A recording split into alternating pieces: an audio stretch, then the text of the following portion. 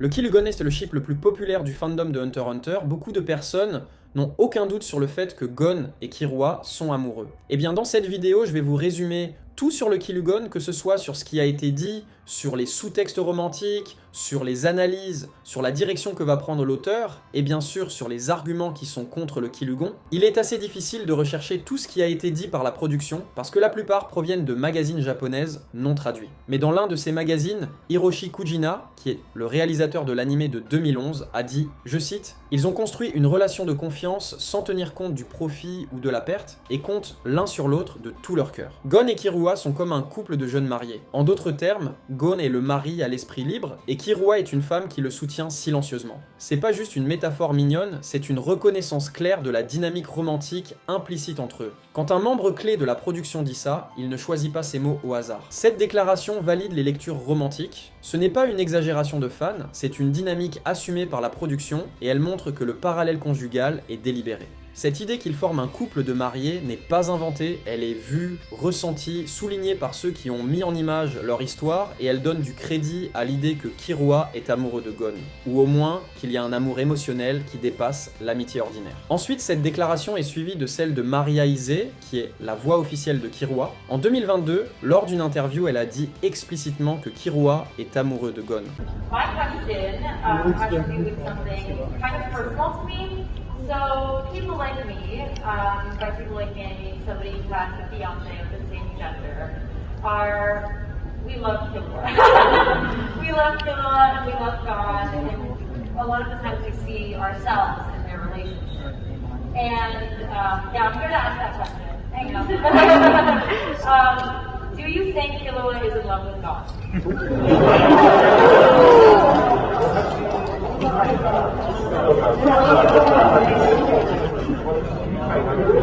私はローステージのアムコイです。で、私たちはゴンとキルマが大好きなんですけど、キルマはもう愛していると思いますか？愛してると思う。やっぱ愛がないとあそこまでできないよね。その自分の。If you don't love the guy, why would you go that far for that guy? Elle connaît le personnage de l'intérieur. En tant que doubleuse, Maria Ise ne se contente pas de lire les lignes de dialogue, elle incarne Killua, elle vit ses émotions, ses silences, ses regards, elle doit comprendre ses motivations les plus profondes pour jouer juste. Donc quand elle dit qu'il est amoureux, ce n'est pas une interprétation hasardeuse, c'est une lecture professionnelle, intime, éclairée. Elle dit les choses clairement, pas de sous-entendu, pas de peut-être, ou chacun voit ce qu'il veut, elle dit bien sûr qu'il est amoureux de lui. Elle parle d'un amour romantique parce que déjà c'était la question qu'on lui a posée et aussi parce que aller aussi loin pour quelqu'un n'a pas le même sens dans une amitié normale. Elle remet les actes de Killua dans leur vrai contexte. Killua sacrifie tout pour Gon, sa santé mentale, sa sécurité, sa place dans sa propre famille, son avenir. Il désobéit aux ordres, il trahit sa famille, il vole Haruka pour sauver Gon. Ce n'est pas rationnel, ce n'est pas logique, c'est passionné, total, irrationnel. Et comme Maria Ise le dit très bien, on ne fait ça que pour quelqu'un dont on est amoureux. Ça valide toutes les analyses émotionnelles qu'on peut faire de leur relation. Ça montre que les créateurs eux-mêmes lisent la relation comme romantique ou amoureuse. Ça prouve que Killua n'est pas ambigu,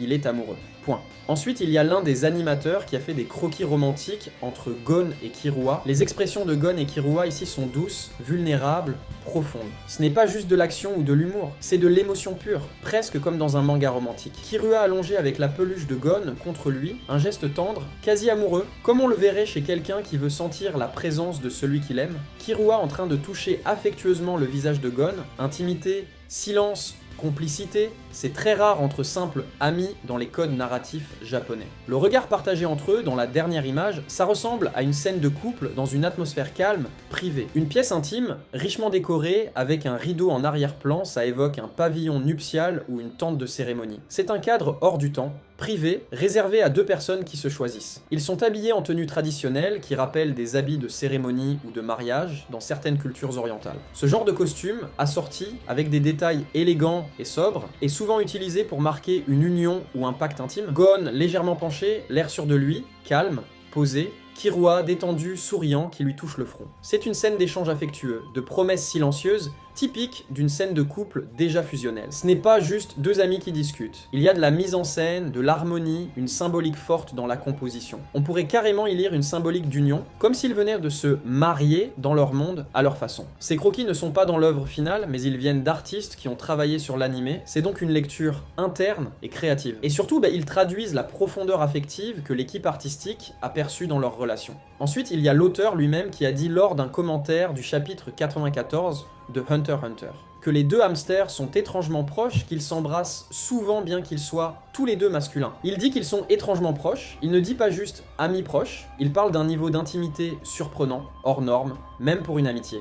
Togashi dit littéralement que ces deux personnages qu'il compare à Gon et Killua s'embrassent et il souligne lui-même que ce sont deux garçons. Il ne cherche ni à cacher ni à nuancer. Il met le fait en lumière avec un petit sourire en coin, mais le message est clair. Il y a de l'amour entre eux, physique, affectif, hors de la norme attendue. Ce n'est plus une lecture de fan, c'est une suggestion directe de l'auteur, dans ses propres mots. Le fait qu'il insiste sur le fait qu'ils sont tous les deux masculins indique qu'il assume l'homo-affection, voire l'homo-romance. C'est caché dans l'humour, comme beaucoup de vérités dans les œuvres japonaises, mais c'est justement pour protéger la sincérité de ce genre de propos dans un environnement éditorial parfois frileux. Togashi a littéralement dit qu'ils s'embrassent souvent, qu'ils sont étrangement proches, et que c'est notable car ce sont deux garçons. Il ne manque plus que la bague et le « je le veux » pour officialiser. On n'est plus dans l'interprétation, on est dans la confirmation masquée. Togashi a dit en 1994 qu'il voulait écrire un manga appelé Trouble Quartet, avec des personnages principaux LGBT, mais n'a pas pu le publier à l'époque, sans doute à cause du climat éditorial peu ouvert à ce genre de récit dans les années 90. Il a alors affirmé qu'une fois qu'il se serait fait un nom, il reprendrait ses idées dans une œuvre future. Et Hunter x Hunter commence juste après que Togashi ait connu un immense succès avec Yu Yu Hakusho. Donc, c'est exactement le bon moment pour qu'il fasse ce qu'il voulait vraiment faire, avec plus de liberté créative. On remarque que Hunter x Hunter est plein de personnages queer codés, ambigus, ou qui cassent les stéréotypes de genre comme Haruka, Pito, Karuto, mais Gon et Killua, eux, sont au cœur de l'histoire, ce qui rend leur lien encore plus central et porteur du message. Et maintenant, selon l'auteur, il a une liberté totale dans son œuvre. Ce n'est pas juste du sous-texte ou un délire de fan, c'est le cœur d'un projet d'auteur qui voulait depuis des décennies raconter ce type de relation de manière sincère et profonde. Hunter x Hunter devient alors un projet de longue haleine pour insérer une romance LGBT dans le shonen mainstream, sans se heurter frontalement à la censure, mais en la contournant avec intelligence. Togashi avait un rêve en 1994, écrire une œuvre avec des protagonistes queer. Ce rêve n'a pas disparu. Il s'est transformé, mûri et s'est réincarné dans Gon et Killua. Le Kilugon n'est pas une fan théorie, c'est un message d'auteur patiemment semé, courageusement affirmé entre les lignes. Et avec les déclarations de l'équipe de production, les sous-entendus visuels, les paroles de Togashi et sa volonté ancienne, tout pointe dans une seule direction. Leur relation est bel et bien une romance. Maintenant, on va passer aux inspirations de l'auteur. Déjà, savez-vous ce que représente le 7 juillet? Oui, l'anniversaire de Killua, mais aussi le Tanabata au Japon, qui raconte une légende d'amour. Le Tanabata, plus communément appelé la fête des étoiles, est un événement qui raconte l'histoire d'amour de Orihime et Hikoboshi, qui ont plusieurs similitudes avec la relation entre Gon et Killua. Le Tanabata est l'histoire d'Orihime et de Hikoboshi, deux amants qui sont séparés par la rivière de la Voie lactée. Comme le dit la légende, ils ne peuvent se rencontrer qu'une fois par an, le 7 juillet. Orihime est la fille du roi du ciel, et chaque jour, elle s'assoit au bord de la rivière de la Voie lactée et tisse de beaux vêtements. C'est le travail que son père lui a donné, et son travail le ravit et le rend heureux. Tout ce qu'elle fait est de tisser, mais Orihime se sent horriblement seule et triste. Elle travaille dur pour plaire à son père, mais à cause de cela, elle ne pourra jamais rencontrer quelqu'un et tomber amoureuse. Voyant que sa fille est malheureuse, le roi du ciel lui a présenté un homme qui travaillait comme berger de l'autre côté de la rivière,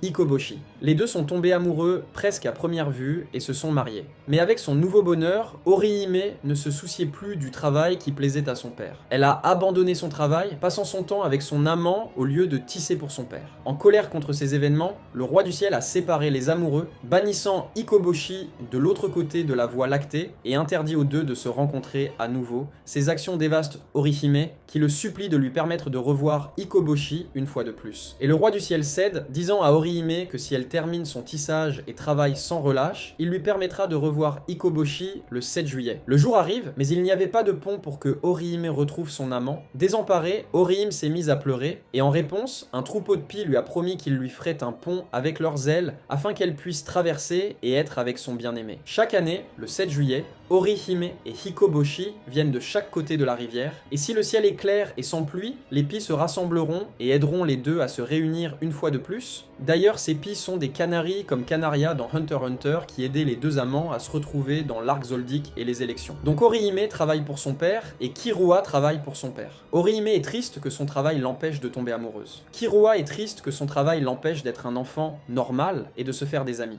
Orihime exprime ce souhait à son père. Kirua exprime ce souhait à Hirumi. Pendant l'arc d'examen, je veux être ami avec Gon. Le roi ciel lui permet de partir pour retrouver Hikoboshi, en s'attendant à ce qu'une fois ce souhait exaucé, elle revienne et travaille pour lui une fois de plus. Sylva lui permet de partir pour retrouver Gon, s'attendant à ce qu'il revienne et qu'il redevienne un assassin. Orihime ne revient pas. Kirua ne revient pas. Les deux amants du Tanabata ont dû être séparés. Dans l'arc des fourmis chimères, Gon et Kirua sont séparés à cause du coma de Gon. Orihime n'a pas d'autre choix que de revenir chez son père. Kirua n'a pas d'autre choix que de revenir également. Orihime supplie son père de lui permettre de revoir Hikoboshi. Kirua utilise la promesse que Sylva lui a faite pour forcer sa main en lui permettant de faire ce qui doit être fait pour sauver Gon et le revoir. Ils se retrouvent grâce aux Canaries. Gon et Kirua aussi se retrouvent grâce à Canary ou Canaria en français. Les deux amants du Tanabata se séparent une fois de plus pour se revoir un autre jour. Comme Kirua et Gon qui se séparent en attendant qu'ils se retrouvent.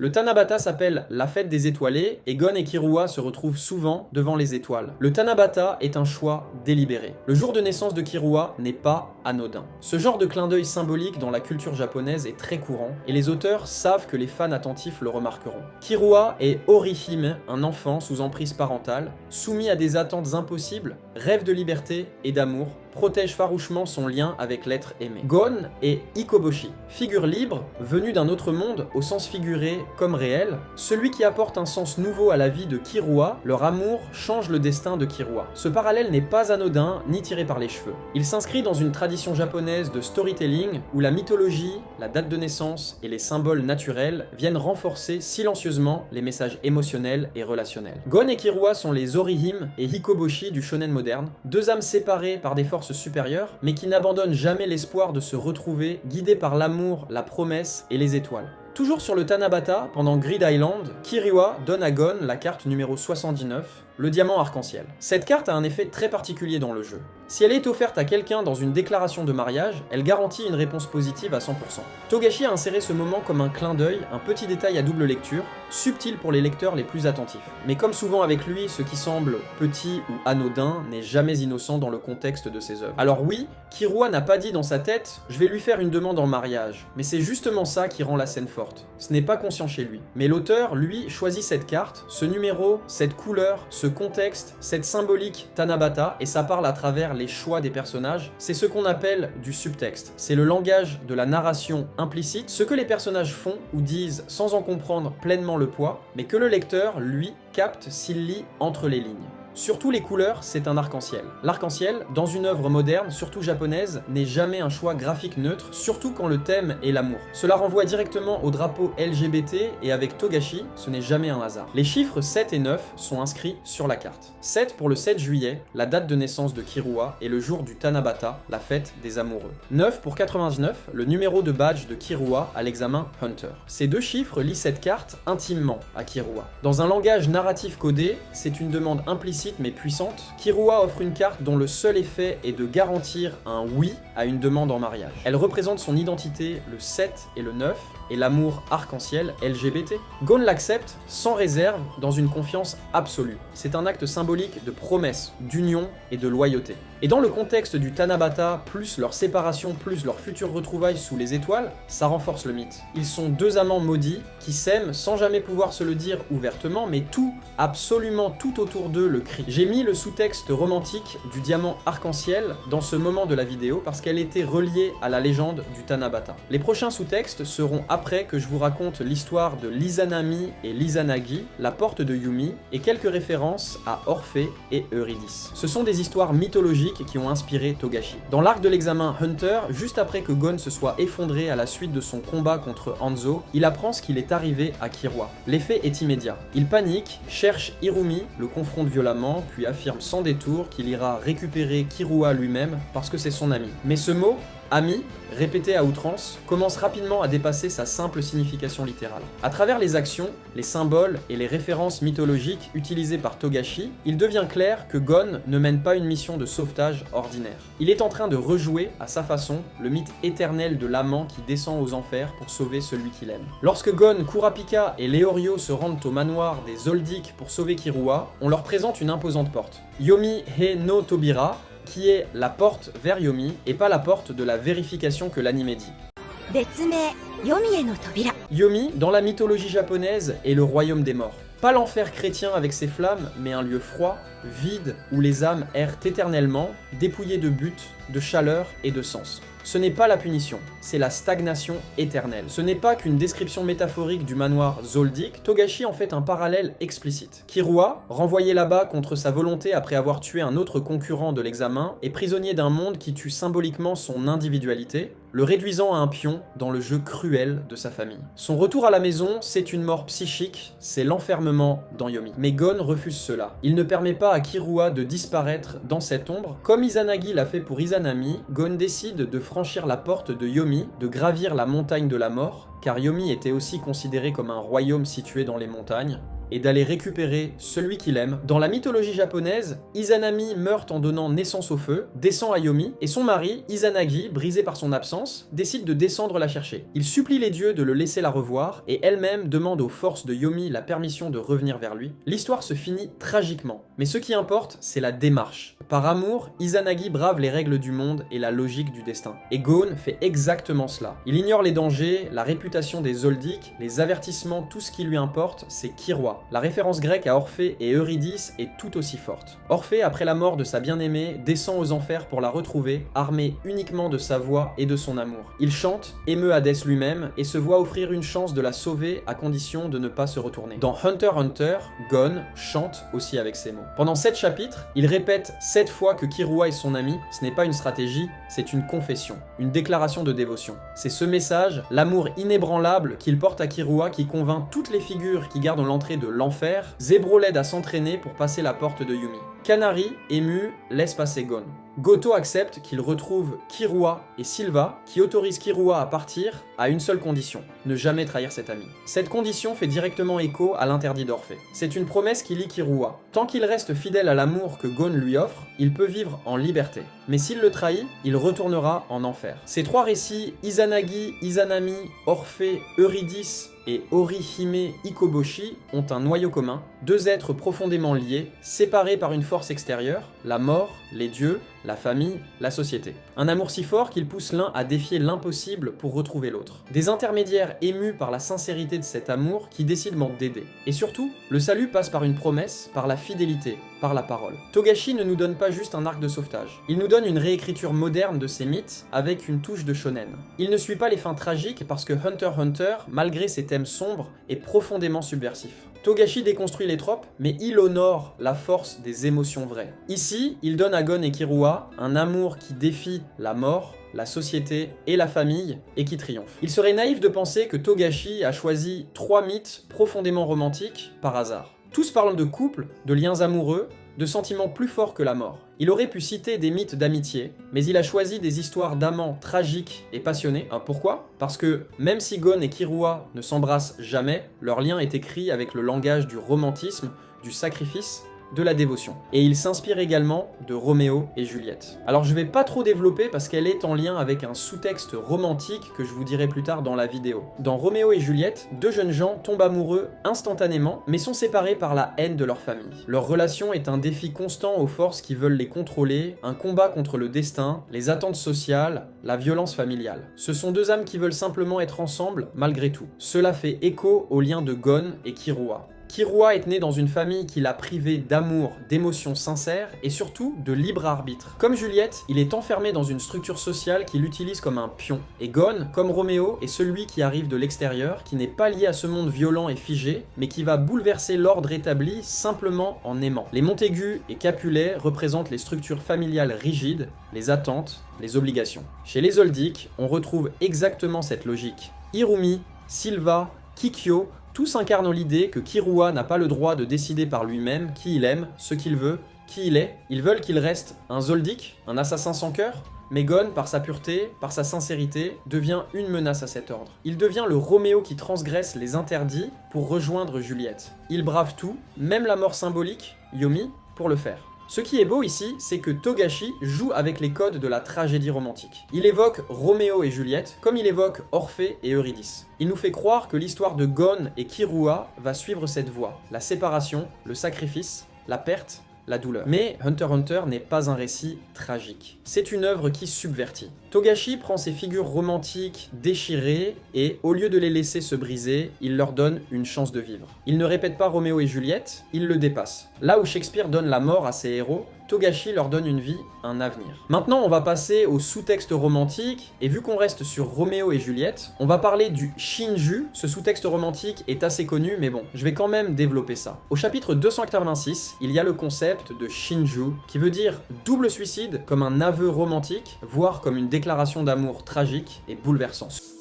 Ce n'est pas seulement une ligne forte, c'est un écho à tout un parcours, tout un lien, une obsession, une tendresse dévorante. Ce n'est pas simplement une métaphore dramatique, c'est une véritable confession codée, masquée derrière l'humour noir apparent, que seul un lecteur attentif et sensible peut pleinement saisir. Lors de cette scène, Killua exprime le souhait de commettre un Shinju, un suicide d'amoureux, avec Gon. Ce n'est pas une figure de style anodine, c'est un terme profondément ancré dans la culture japonaise, lié à la tragédie romantique.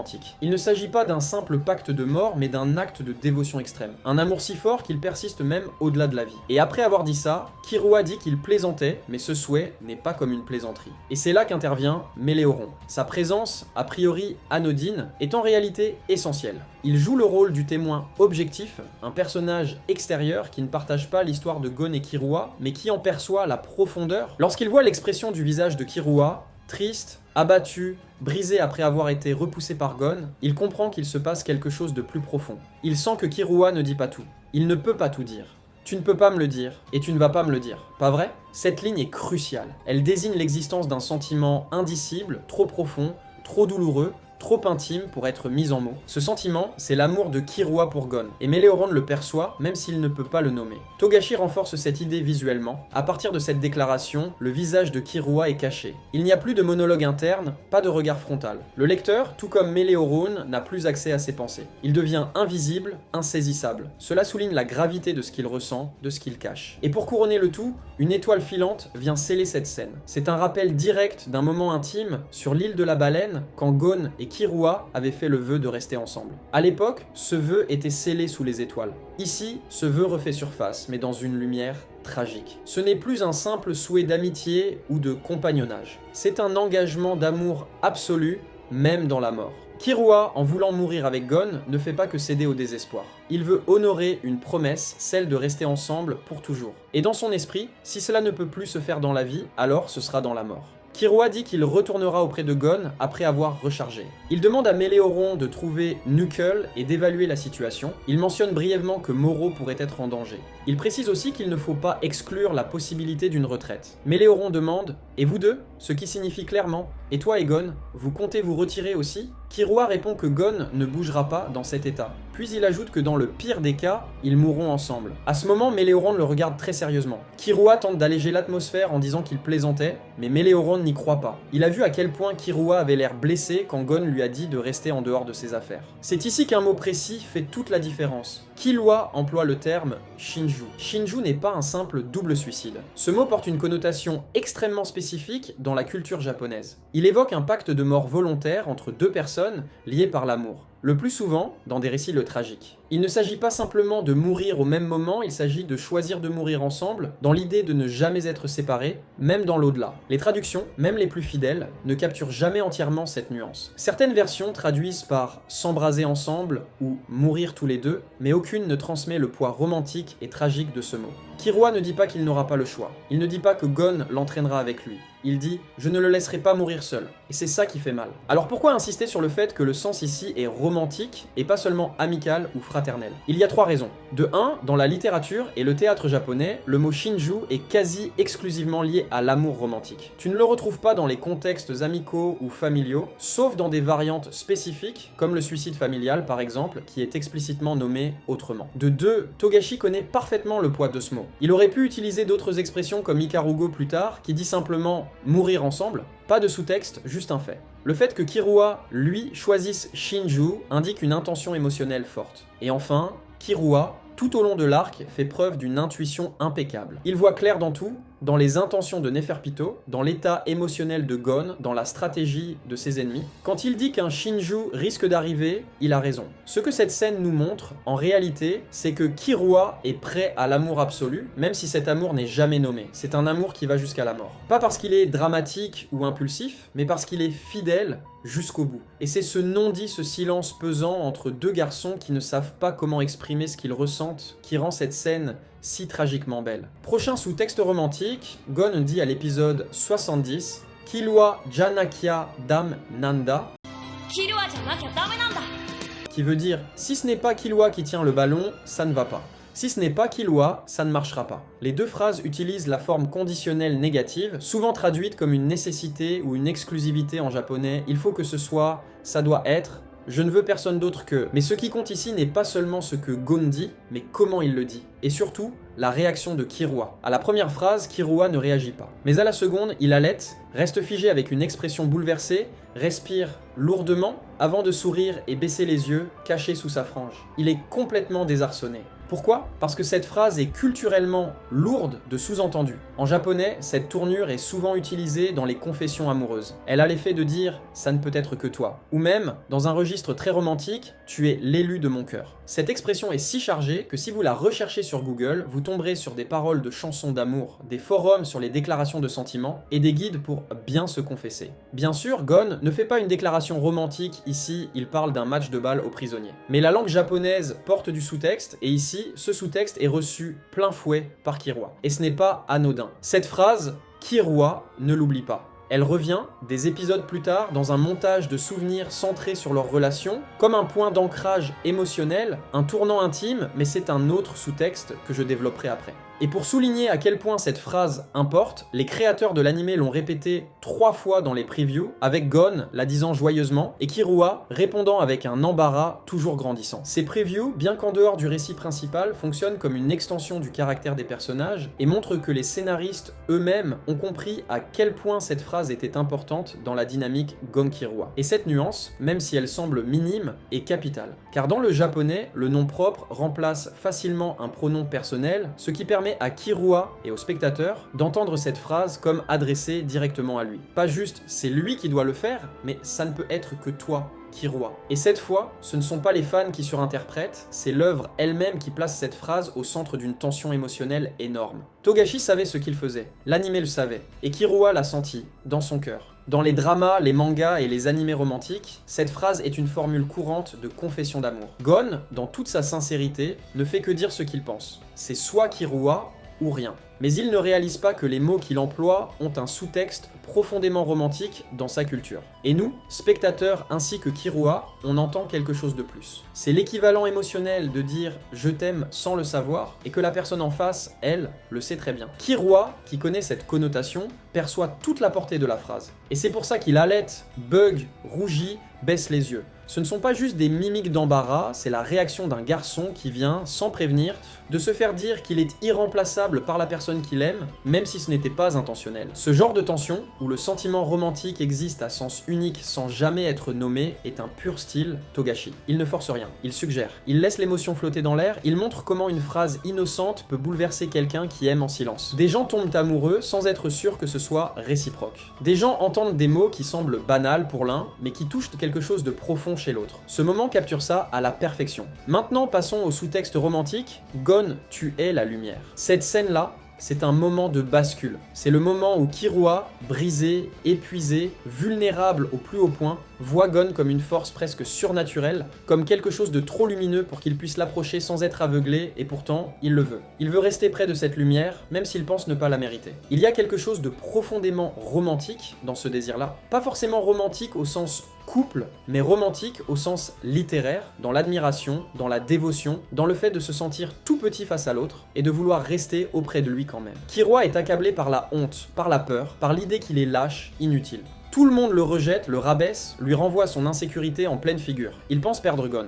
Et ce n'est pas un hasard que Togashi place cette phrase « Gon, tu es la lumière » dans cet instant précis. C'est une confession, oui, mais une confession de dépendance émotionnelle. Killua n'a plus que Gon, et Gon, lui, le remercie. Gon le remercie. Gon ne dit rien de blessant, il est doux, lumineux, rassurant, dans un moment où Killua s'attendait à être abandonné. Et là, dans le regard de Killua, il y a un déclic. Il ne s'agit plus juste d'un ami, il s'agit de quelqu'un de fondamental, de vital. Gon devient un pilier, une obsession presque. Gon est sa lumière. Et c'est exactement comme ça que Killua le voit, c'est même dit explicitement. Et dans la symbolique japonaise, la lumière n'est jamais anodine. C'est un thème récurrent dans les récits d'amour non réciproqués, de relations impossibles, d'êtres célestes. Gon devient quelque chose de presque sacré aux yeux de Killua. Il dit qu'il n'arrive même pas à le regarder. Ce n'est pas juste de la gêne, c'est de l'adoration. C'est la montée lente des sentiments de Killua. Ce n'est pas brutal, c'est progressif. Et ce moment-là, dans cette scène, c'est le point de non-retour. Ce n'est pas juste « je l'aime bien », c'est « je pourrais passer ma vie entière à côté de lui, même en silence, juste pour rester proche de lui ». Et ça suit un schéma, parce que cette scène arrive juste avant leur rencontre avec Pamu, et c'est d'ailleurs le prochain sous-texte romantique, Pamu qui est d'ailleurs mon sous-texte préféré. Pamu n'est pas introduite de façon neutre. Elle arrive littéralement comme un projecteur sur le thème de l'amour non dit. Et ce n'est pas anodin que Togashi choisisse ce moment précis, immédiatement après le « tuer ma lumière » de Killua, pour placer ce monologue sur l'amour, le respect, le non-aveu et l'évidence intérieure. L'amour peut apparaître de nulle part, n'est-ce pas? Ce panel est génialement mis en scène. Pamu regarde Killua, et le fait que ce ne soit pas dit à Gon est hyper important.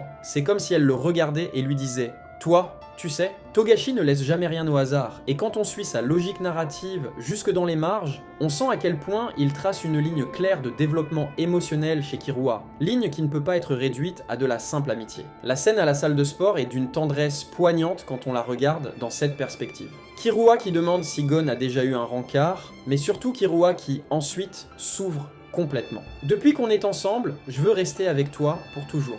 Il y a dans cette phrase une candeur déchirante. Pas une once d'envie d'un rendez-vous tel que la société le définit ce qu'il désire, c'est la constance, la proximité, la paix d'être avec Gon. Et ce n'est pas juste du sous-texte, c'est Killua qui exprime un attachement exclusif, profond et central dans son existence. C'est littéralement un besoin de Gon, pas un souhait. Ce n'est pas une phase, c'est une encre. La scène est jouée en partie comme une comédie, surtout à cause du contraste entre l'innocence totale de Gon et l'angoisse existentielle de Killua. Le traitement visuel de Killua dans cette scène ne colle pas avec une simple incompréhension humoristique. On parle de littéralement une pierre énorme écrasante, une métaphore ultra dramatique. Des visages où ses yeux sont vides, fixés, tétanisés. Une mise en scène coupée du monde, comme s'il entrait dans une dissociation. Il n'est pas seulement surpris, il est accablé. Et ce que Togashi fait là, c'est bien plus qu'une blague. Il nous montre Killua faire face à une menace qui dépasse le danger physique. La possibilité que Gon puisse un jour s'attacher à quelqu'un d'autre que lui. Gon, comme souvent, est dans sa bulle. Ce n'est pas de la naïveté comique, c'est une innocence pure qui n'a pas encore la conscience du désir ou des dynamiques amoureuses. Il répond sérieusement, sans malice, qu'il avait déjà eu des rendez-vous avec sa tante et d'autres filles, donc ça prouve qu'il n'a pas compris le sens de la question de Killua. Et ce moment est terriblement ironique, parce que c'est justement cette distance de maturité émotionnelle qui fait souffrir Killua. Il veut parler de ça, il veut comprendre ce que Gon ressent, il veut savoir où il se place dans tout ça, et la réponse de Gon est complètement à côté. Killua est dans une tempête, Gon est sous le soleil, et ce contraste rend la douleur de Killua encore plus poignante. La phrase de Killua « Je veux rester avec toi pour toujours » est simple, mais dans ce contexte, c'est douloureusement romantique. Et quand on le relie à la jalousie qui précède, l'angoisse palpable de Killua à l'idée de voir Gon avec quelqu'un d'autre, le fait que lui-même n'a jamais eu de rendez-vous, parce que depuis Gon, il n'en a jamais eu besoin, on comprend que cette ligne est un cri silencieux d'attachement exclusif. Ce n'est pas « je veux être ton pote pour toujours », c'est « je ne peux pas imaginer ma vie sans toi ». Cette scène est profondément humaine. Elle est gaie, pas dans le sens de « t'as vu, c'est évident », mais dans le sens de un cœur adolescent qui bat trop fort, trop tôt, pour quelqu'un qui ne le voit pas encore. Et Togashi le raconte avec subtilité, tendresse et intention. Ensuite vient le rendez-vous de Gon et Pamu, et Killua les suit. Togashi aurait pu faire les choses autrement, il aurait pu montrer Killua inquiet d'une manière sobre, ou même l'ignorer complètement, mais ce qu'il fait au contraire, c'est répéter, insister, amplifier. Le regard de panique, le corps crispé, figé, la posture recroquevillée, l'expression désespérée, le rocher métaphorique, et ce silence ensuite, lourd, tendu, tout ça ne crie pas inquiétude rationnelle, ça hurle, crise existentielle, et surtout dans un manga où l'émotion est très visuelle, très corporelle, Killua n'a pas besoin de dire « je suis jaloux », on le voit. C'est là que Togashi excelle. Il laisse les lecteurs sensibles deviner, ressentir, comprendre. Killua est protecteur, bien sûr qu'il l'est. Mais ce rôle de gardien devient un refuge émotionnel, une manière de se donner une excuse pour être aussi concerné, pour justifier sa proximité exclusive avec Gon. C'est un mécanisme de défense, et c'est terriblement réaliste. Je ne suis pas jaloux, je suis juste inquiet pour lui. Elle est instable, c'est normal de m'en mêler. Togashi est diaboliquement malin. Il offre une justification rationnelle, cohérente avec la logique de l'univers.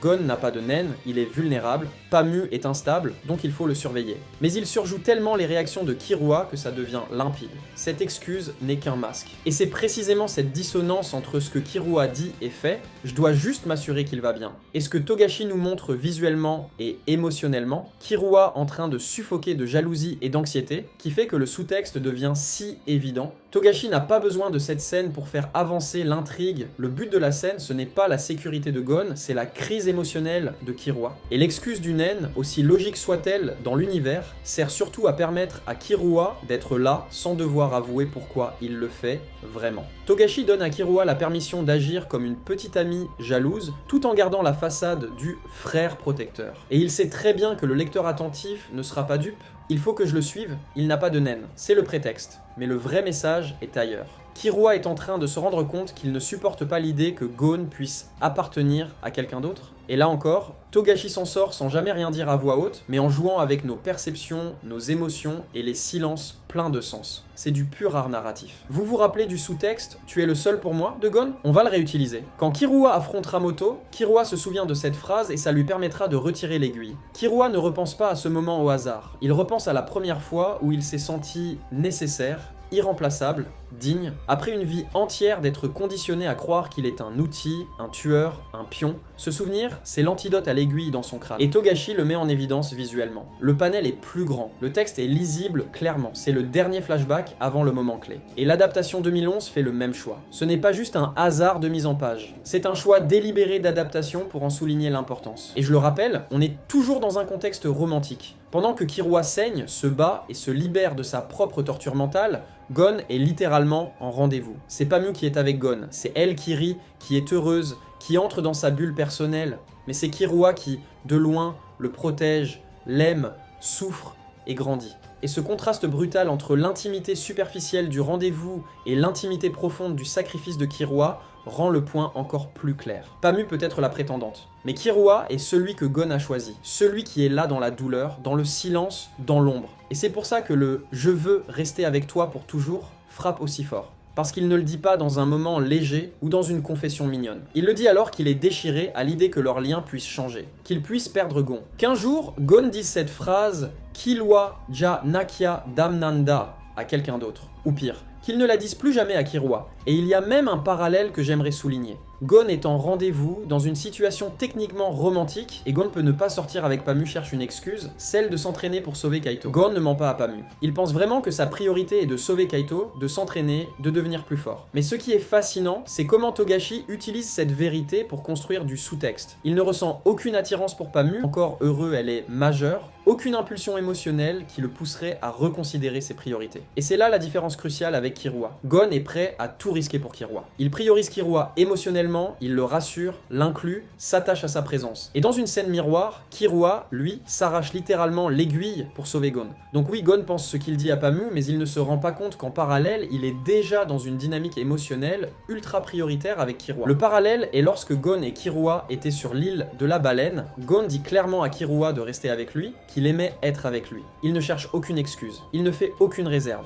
Il veut Killua à ses côtés. Et surtout, c'est lui qui initie la demande. Gon est plutôt passif en général dans les dynamiques relationnelles, mais avec Killua, c'est lui qui fait le premier pas. C'est lui qui choisit Killua. Alors qu'avec Pamu, il n'a aucune alchimie, il a accepté de sortir avec elle parce qu'il n'a pas tenu sa promesse, lui a fait un cadeau pour éviter qu'elle s'énerve quand il la largue. D'ailleurs, dans la scène où Killua retire l'aiguille, il se répète à lui-même « c'est mon ami », comme s'il était dans le déni. Quand Killua se répète « c'est mon ami », ce n'est pas une affirmation tranquille, c'est presque une supplique, un mantra, une tentative désespérée de se convaincre que ce qu'il ressent reste dans les limites socialement acceptées. C'est Killua en crise. Il vient littéralement de risquer sa vie pour Gon. Il a brisé une programmation psychologique profondément enracinée. Il est en plein bouleversement émotionnel, il est en train de se libérer, mais à quel prix? Et dans ce moment d'intensité extrême, au lieu de se dire « je l'aime » ou « je dois le sauver », il se raccroche à cette étiquette rassurante « c'est mon ami ». Killua essaie de contenir des émotions qu'il n'arrive pas à nommer autrement. Il se bat contre lui-même. Pas juste contre la peur ou l'aiguille, mais contre la vraie nature de ses sentiments.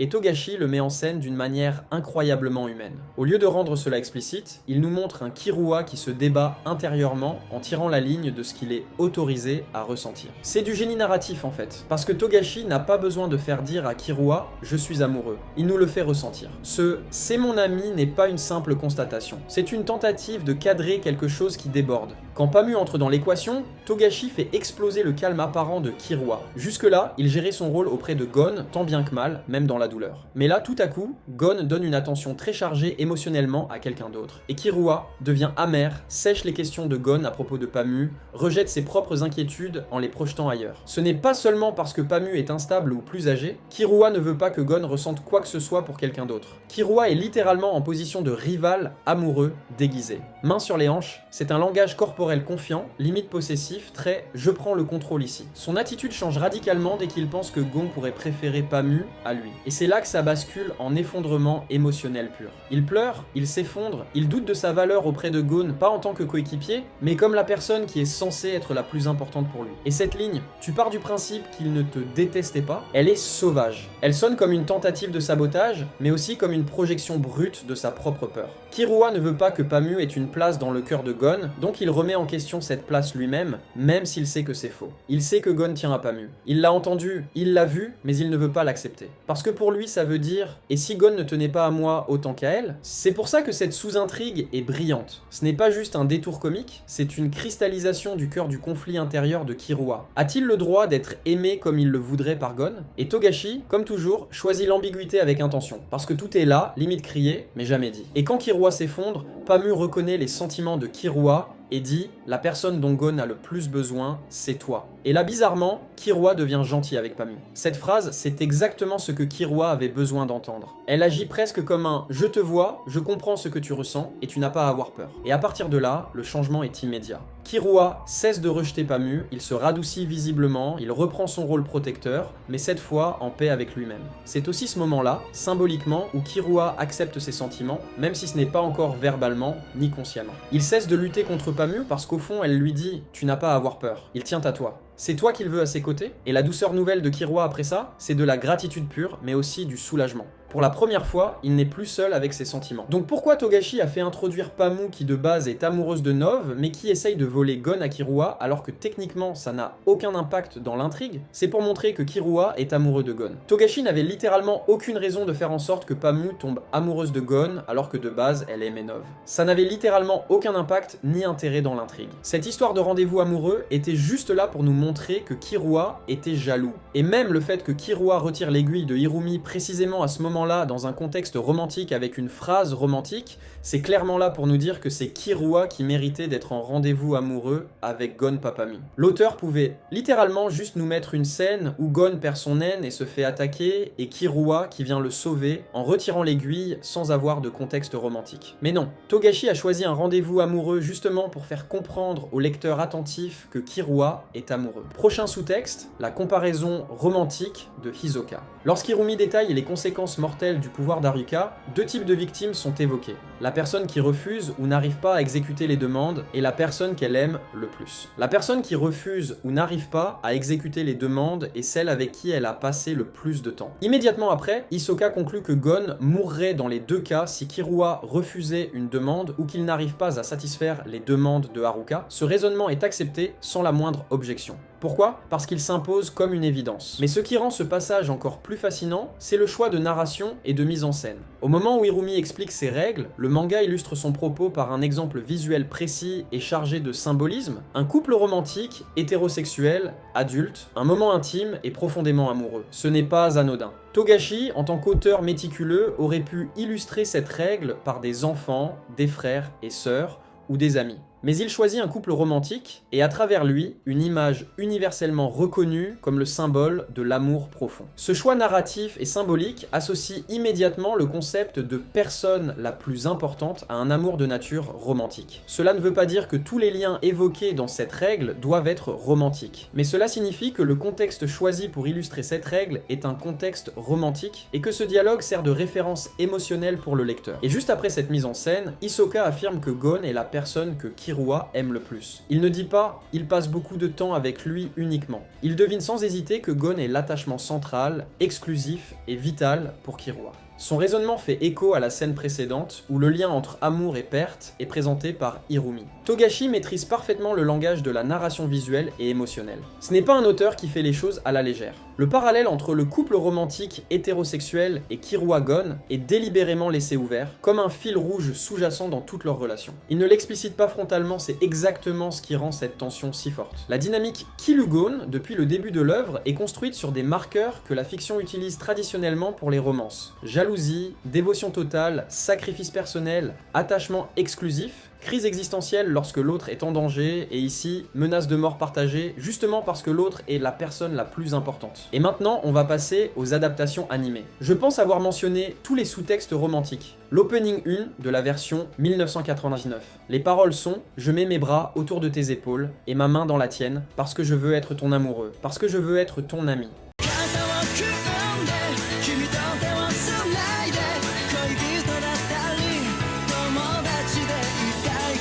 C'est littéralement une déclaration d'amour romantique, pas seulement d'amitié. Or, ce n'est pas une chanson générique placée par hasard. C'est l'opening officiel de la série qui accompagne les images de Gon et Killua côte à côte. Togashi n'a pas écrit cette chanson, mais elle a été choisie et validée par l'équipe de production. Et cette chanson pose dès les premières secondes de l'animé un regard romantique sur leur lien, en brouillant les frontières entre amour et amitié, ce qui est d'ailleurs au cœur de toute la dynamique Killua-Gon. Toujours sur cet opening, un petit ajout est glissé dans une transition. Un arc-en-ciel avec les visages de Gon et Killua, et même Leolio qui a beaucoup été ship avec Kurapika dans cette version. Dans la culture populaire japonaise, comme ailleurs, l'arc-en-ciel est de plus en plus associé à la diversité des sentiments, la pluralité des liens, et dans un contexte plus international, à la représentation LGBTQIA+. Même si ce n'est pas une déclaration ouverte, les animateurs savent ce qu'ils font. Ce genre de clin d'œil n'est jamais gratuit. Ce sont des touches visuelles destinées à provoquer une lecture émotionnelle, à orienter l'inconscient du spectateur vers une tension douce, intime, ambiguë. Dans la version 2011, Gon et Killua sont en train de discuter, et en premier plan, on a une serveuse qui apporte un gâteau marqué Aai, soit amour en japonais, un couple qu'on ne voit pas, volontairement effacé du cadre plus, les seuls visages présents à l'écran sont ceux de Gon et Killua. C'est un procédé cinématographique de superposition. On montre une scène codée comme romantique, mais au lieu de l'appliquer au couple standard, on la fait glisser silencieusement sur les deux protagonistes principaux. Ce genre de scène est un clin d'œil au spectateur attentif. Elle ne force rien, elle suggère, elle ouvre une lecture romantique, il ne s'impose pas, mais il existe. Ce passage est même présent dans le manga. Dans les Hunterpedia, les petits épisodes bonus chibi, il y a un moment très marquant. Gon et Killua parlent du pouvoir de baiser, et Killua embrasse Gon, il y a même un parapluie avec un cœur, et leur nom écrit ensemble apparaît. Ce n'est pas une invention gratuite. Au Japon, il est très courant pour les couples de dessiner des cœurs autour de leur nom,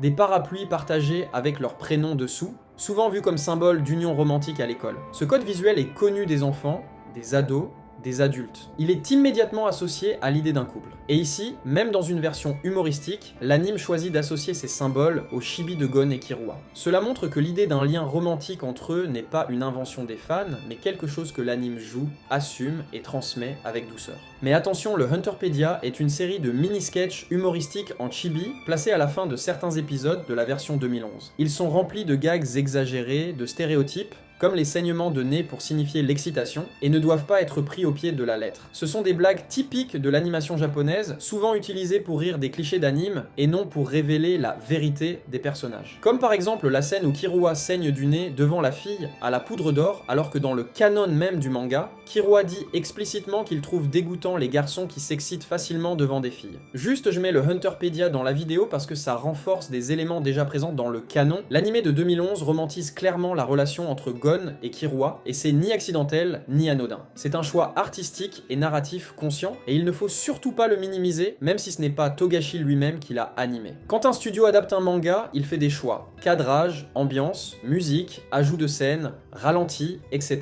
Ces choix révèlent une lecture spécifique de l'œuvre originale, et le staff n'est pas neutre. Ils lisent et ressentent l'œuvre, comme nous, puis la transmettent avec leur sensibilité. Donc quand ils rajoutent des ralentis sur les regards entre Gon et Killua, une lumière douce, quand ils sont seuls, des musiques très émotionnelles, des dialogues mis en valeur, c'est leur manière de dire qu'il y a plus qu'une simple amitié ici, et qu'eux-mêmes perçoivent dans cette relation comme spéciale, voire romantique. Togashi écrit souvent en creux. Il ne dit pas « il l'aime », mais il montre des actes, des sacrifices, des silences, des tensions. L'anime lui donne un corps à ses sous-entendus en les rendant visibles, regards insistants, gestes, intenses, musique dramatique, ralenti, codé, symboles culturels japonais, parapluie, gâteau, cœur, etc. Si l'anime adapte une scène avec un ton romantique, c'est qu'il y a matière à le faire dans le matériau d'origine, donc dans le manga. Les studios d'animation comme Madhouse ne romantisent pas des scènes par hasard, encore moins dans une série comme Hunter x Hunter, où chaque ambiance, chaque musique, chaque cadrage est pesé. L'anime est une lecture du manga. Et si cette lecture tire naturellement vers le romantique pour certaines scènes qui Lugon, c'est que ces scènes ont déjà cette charge émotionnelle à la base. Ils ne vont pas mettre de la musique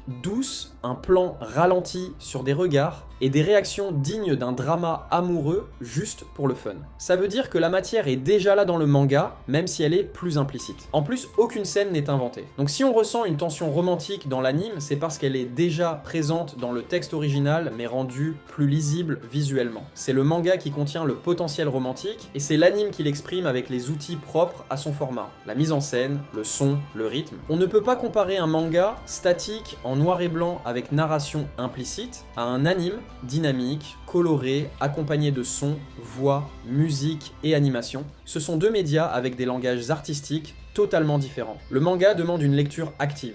Tu dois interpréter toi-même les expressions, le rythme, l'ambiance. C'est un média plus interne, plus intime, parfois plus abstrait. Alors que l'anime fait des choix clairs et visibles, il impose un rythme, un ton, une atmosphère. Il ajoute des éléments visuels et sonores qui révèlent ou soulignent les émotions cachées dans les cases du manga. Il transforme le non-dit du manga en ressenti direct pour le spectateur. Donc si l'anime romantise Killua, c'est parce qu'il le peut. Un studio ne va pas créer une tension romantique dans une scène si le matériau d'origine ne le permet pas. Ce serait artificiel, maladroit, et ça n'aurait aucun sens. S'il le fait comme dans Hunter x Hunter, c'est que le manga contient déjà ses émotions. Et surtout, l'anime ne trahit rien. Il choisit de souligner les liens intenses, ambigus et exclusifs entre les deux garçons, et il le fait sans déformer le texte, mais en l'enrichissant visuellement. Togashi supervise ses adaptations. Il ne laisse pas son œuvre entre les mains de n'importe qui, surtout quand il s'agit de Hunter x Hunter. Togashi a validé les scripts, les storyboards et les choix majeurs de l'anime 2011. Alors Togashi a vu ça, l'a lu et l'a laissé passer. Il n'a rien censuré. Pourquoi ? Parce que c'est cohérent avec l'œuvre. Maintenant, on va parler des films Hunter x Hunter. Même si Phantom Rouge n'a pas été directement écrit par Togashi, il a été validé par lui à travers le comité de production. Le roman Hunter x Hunter, Phantom Rouge, comme celui basé sur le film du même nom, est autorisé et supervisé par la Shueisha. Il n'est pas un simple fanfic. C'est une adaptation officielle du film, écrite avec l'accord de Togashi, du studio et des éditeurs. Même si Togashi ne l'a pas directement rédigé, il en a validé la cohérence avec son univers. Dans le film Phantom Rouge, il y a une scène marquante où Killua observe Gon dormir pendant un long moment avec une tendresse évidente dans le regard. Cette scène est entièrement silencieuse, mais pleine de charge émotionnelle. La caméra insiste sur le regard doux, la lumière tamisée, le calme du moment, une atmosphère souvent utilisée dans les récits romantiques. Dans le roman, cette scène est encore plus claire. Elle est accompagnée d'une narration qui décrit le trouble intérieur de Killua, son besoin d'être là pour Gon, sa culpabilité, son admiration et sa peur de le perdre. Cela montre que Killua n'est pas juste un ami loyal, il ressent quelque chose de plus profond, de plus viscéral, difficile à nommer mais indéniablement intense. Dans le roman Phantom Rouge, il y a aussi une scène où Killua et Gon surprennent Retz nu, et il est précisé qu'ils ne sont pas gênés, ni embarrassés, bien au contraire, ils étaient ennuyés. Dans 90% des cas dans les shonen, des garçons de leur âge auraient rougi, saigné du nez, crié de gêne, été curieux ou excités. Ici, rien. il s'ennuie. Killua et Gon sont présentés comme détachés de l'attrait sexuel classique hétéro. Ce n'est pas juste qu'ils sont innocents, c'est que la mise en scène insiste sur leur indifférence, ce qui peut être une forme de normalisation implicite d'une orientation différente ou au moins d'un autre type de rapport à l'amour et au désir. Killua est indifférent devant une fille nue mais gênée quand Gon lui dit « merci », et là c'est l'exact opposé. Killua rougit, détourne le regard bégaie ou se tait. Tout ça pour un mot doux, un compliment, une attention de Gon. Et ce n'est pas un one-shot. Ça revient plusieurs fois dans la série, toujours sur des moments émotionnellement intimes entre eux, pas du tout ambigus dans la mise en scène. Les filles ne sont pas un intérêt romantique ou sexuel pour Killua, alors que Gon est une source de tension émotionnelle, de trouble, de rougeur, de vulnérabilité. Ce que Killua ressent, c'est de l'attachement, de la peur de perdre, du besoin de reconnaissance, et même de la jalousie. C'est ça qui provoque des réactions physiques visibles chez lui, pas la nudité, pas les pas les filles. Cela suggère très fortement que Killua est queer, voire gay, et ce, à travers une construction subtile, mais constante. Killua n'exprime jamais d'intérêt romantique ou sexuel pour une fille. Maintenant, on va passer à Gon, parce que depuis tout à l'heure, je parle que de Killua. Gon est un personnage d'instinct. Il agit avant de réfléchir, et ça s'applique aussi à ses sentiments. Dès le début, il s'attache à Killua avec une intensité exceptionnelle. Il l'admire, le protège, veut tout partager avec lui et ne se voit tout simplement pas avancer dans le monde sans lui. Mais ce que Gon ne comprend pas encore, c'est que ce lien va au-delà de l'amitié. Il ressent l'amour sans savoir le nommer. Il a 12-14 ans, il vient d'un environnement isolé, il est naïf sur les émotions, et surtout l'amour queer est rarement explicite dans les œuvres de fiction, donc il n'a aucun modèle pour comprendre ce qu'il vit. Et pourtant, il est amoureux. L'amour de Gon est dans le non-dit, mais omniprésent. La scène des étoiles sur l'île de la baleine est un point central. Ce moment est incroyablement intime, calme, doux, presque romantique dans sa mise en scène, surtout dans la culture japonaise où les aveux discrets et les silences chargés de sens sont souvent plus puissants que les mots. Et en plus, c'est une scène copiée-collée d'un précédent manga de Togashi avec un couple. Mais j'y reviendrai plus tard. Lorsqu'il dit à Killua « Je suis heureux quand je suis avec toi », il ne parle pas d'une joie basique. Il parle d'un sentiment de plénitude qu'il n'a avec personne d'autre. Et dans Grid Island, Gon il dit qu'il est heureux d'avoir rencontré Killua, il veut que Jin le rencontre, il le met au centre de son univers émotionnel. Et surtout, le ça doit être Killua est une tournure typiquement utilisée dans les confessions romantiques. Même si Gon ne s'en rend pas compte, ces mots le trahissent. Killua n'a jamais eu à gagner l'amour de Gon. Killua pense qu'il doit mériter l'amour, qu'il doit devenir bon pour être digne de rester à côté de Gon. Il pense que son passé le rend indigne. Mais et si en réalité, Gon est tombé amoureux de lui en premier alors qu'il venait à peine de sortir de ses abus, est une réponse directe à ce traumatisme. Cela détruit l'idée que Killua doit changer pour mériter l'amour. Gon l'a aimé exactement comme il était depuis le début. Il l'a aimé avant qu'il ne se guérisse, avant qu'il ne change. C'est une réponse symbolique magnifique, tu étais déjà digne. Tu n'as jamais eu à te prouver. La guérison à travers l'amour, et en particulier à travers un amour inconditionnel. C'est un message immense pour les lecteurs qui, comme Killua, se sentent parfois brisés, indignes, incapables d'être aimés. Le fait que Gon puisse aimer Killua avant même qu'il ne se sente digne devient un message très clair, même si tu as souffert, même si tu penses ne pas mériter. Tu peux être aimé complètement, sincèrement, tendrement. C'est là que le récit devient plus qu'un shonen. Il devient une œuvre de réparation, de réconfort, pour ceux qui se reconnaissent dans la douleur silencieuse de Killua. L'amour de Gon n'est pas naïf, il est pur. Même si Gon n'a pas encore compris ses sentiments, il les vit pleinement.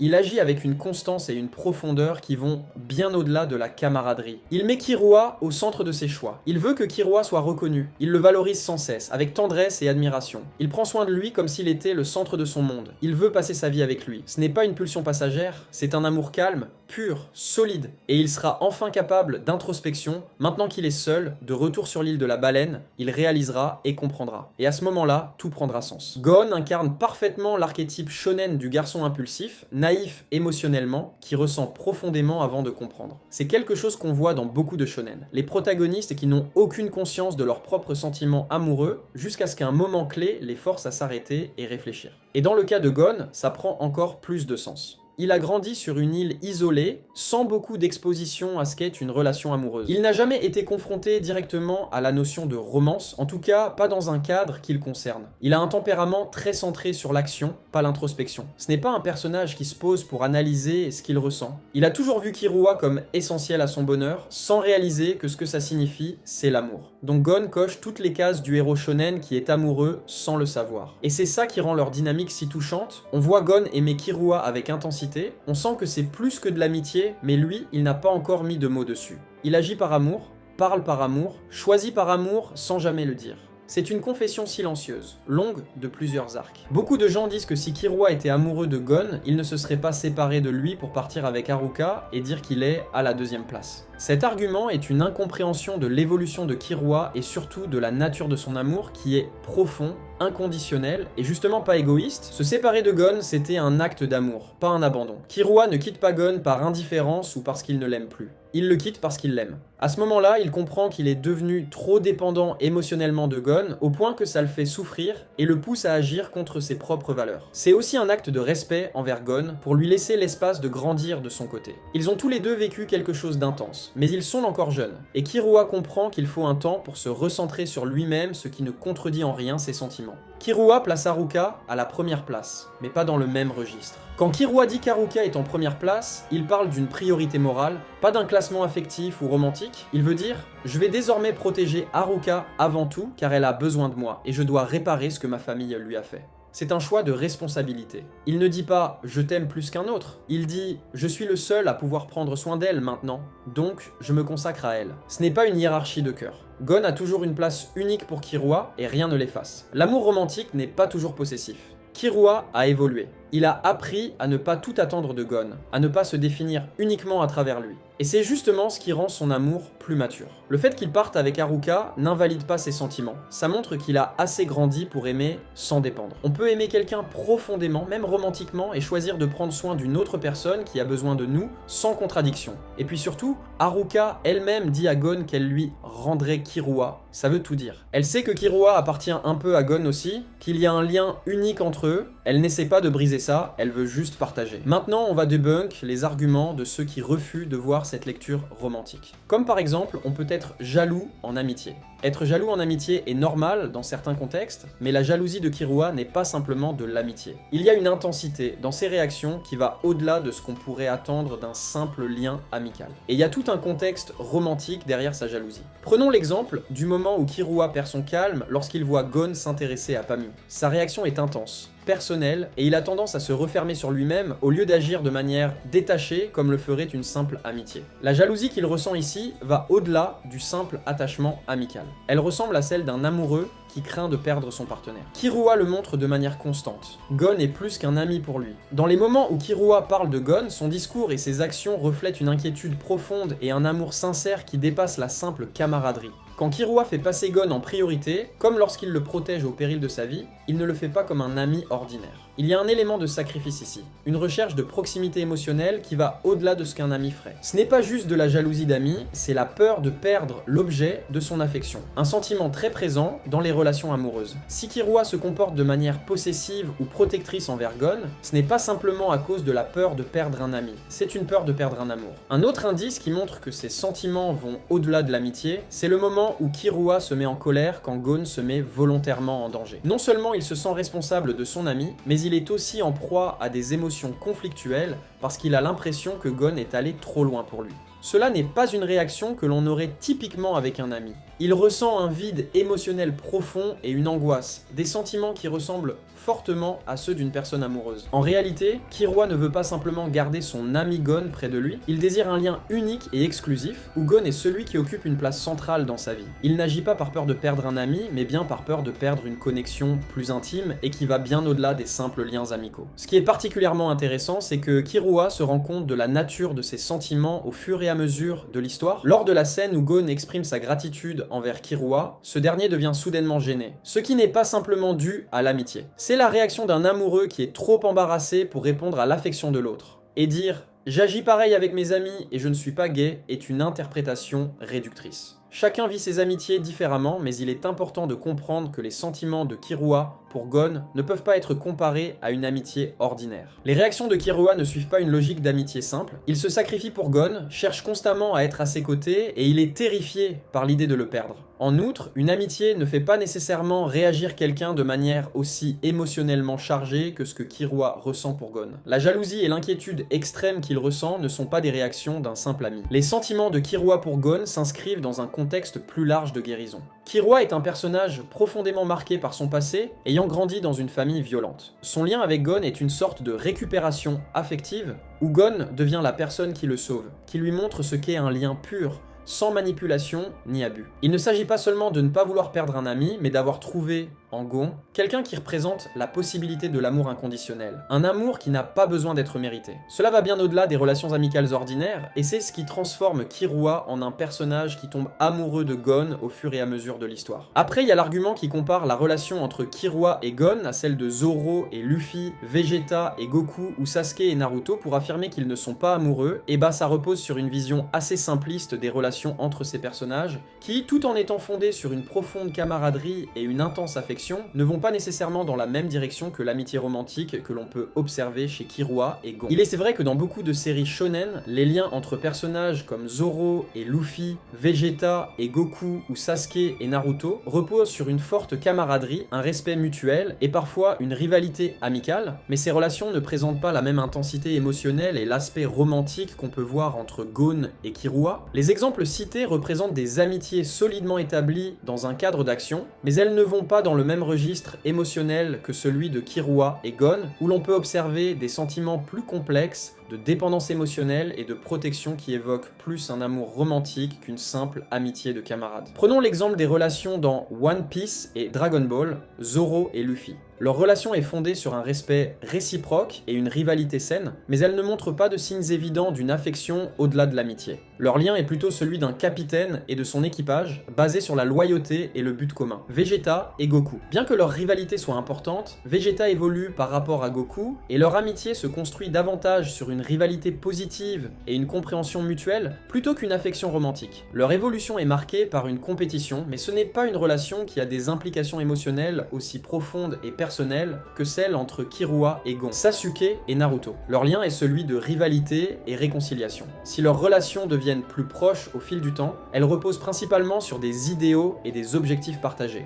Il y a une lutte pour la reconnaissance, mais ce n'est pas une relation empreinte de la même passion et intensité émotionnelle que celle observée dans le duo Killua-Gon. La dynamique entre Killua et Gon, elle, est bien plus complexe et comporte des éléments qui ne sont pas seulement liés à une camaraderie ou rivalité amicale, mais à un attachement profond. Killua réagit de façon beaucoup plus émotive lorsqu'il s'agit de Gon. Il est jaloux, protecteur et ressent une angoisse réelle à l'idée de le perdre. Ces sentiments vont bien au-delà de ce qu'on attend d'une simple amitié. Il y a une dépendance émotionnelle qui montre que leur relation est beaucoup plus intime. Killua est prêt à se sacrifier pour Gon, non pas simplement par amitié, mais par un sentiment de besoin affectif. Lorsqu'il s'éloigne de Gon dans certaines parties de l'histoire, cela ne relève pas simplement de la volonté de protéger un ami, mais aussi de la peur de ne pas pouvoir être à la hauteur de l'amour et de l'affection qu'il ressent pour lui. Au fur et à mesure de l'histoire, Killua prend conscience de ses sentiments romantiques envers Gon, et son caractère évolue en conséquence. Contrairement à des relations comme celle de Zoro et Luffy, où l'évolution se fait dans le cadre d'une équipe, la relation entre Killua et Gon est plus personnelle et plus émotionnellement dépendante. Dans Hunter x Hunter, l'amitié et l'amour sont des concepts souvent flous et difficiles à distinguer. Gon et Killua vivent une relation qui défie les frontières traditionnelles de l'amitié. Gon, au départ, peut sembler plus naïf et moins conscient de la profondeur de ses sentiments, mais à mesure que l'histoire avance, il devient évident que la relation qu'il entretient avec Killua est bien plus que celle de simples amis. Il y a une véritable recherche de proximité qui s'intensifie au fur et à mesure de leurs aventures. Ce n'est pas une simple amitié basée sur des intérêts communs comme celle de Naruto et Sasuke ou Zoro et Luffy, mais plutôt une relation passionnée et pleine de dépendance. Après, il y a ce qui les compare à Boruto et Mitsuki. Mitsuki est un personnage complexe dans Boruto, mais sa dynamique avec Boruto n'est pas fondamentalement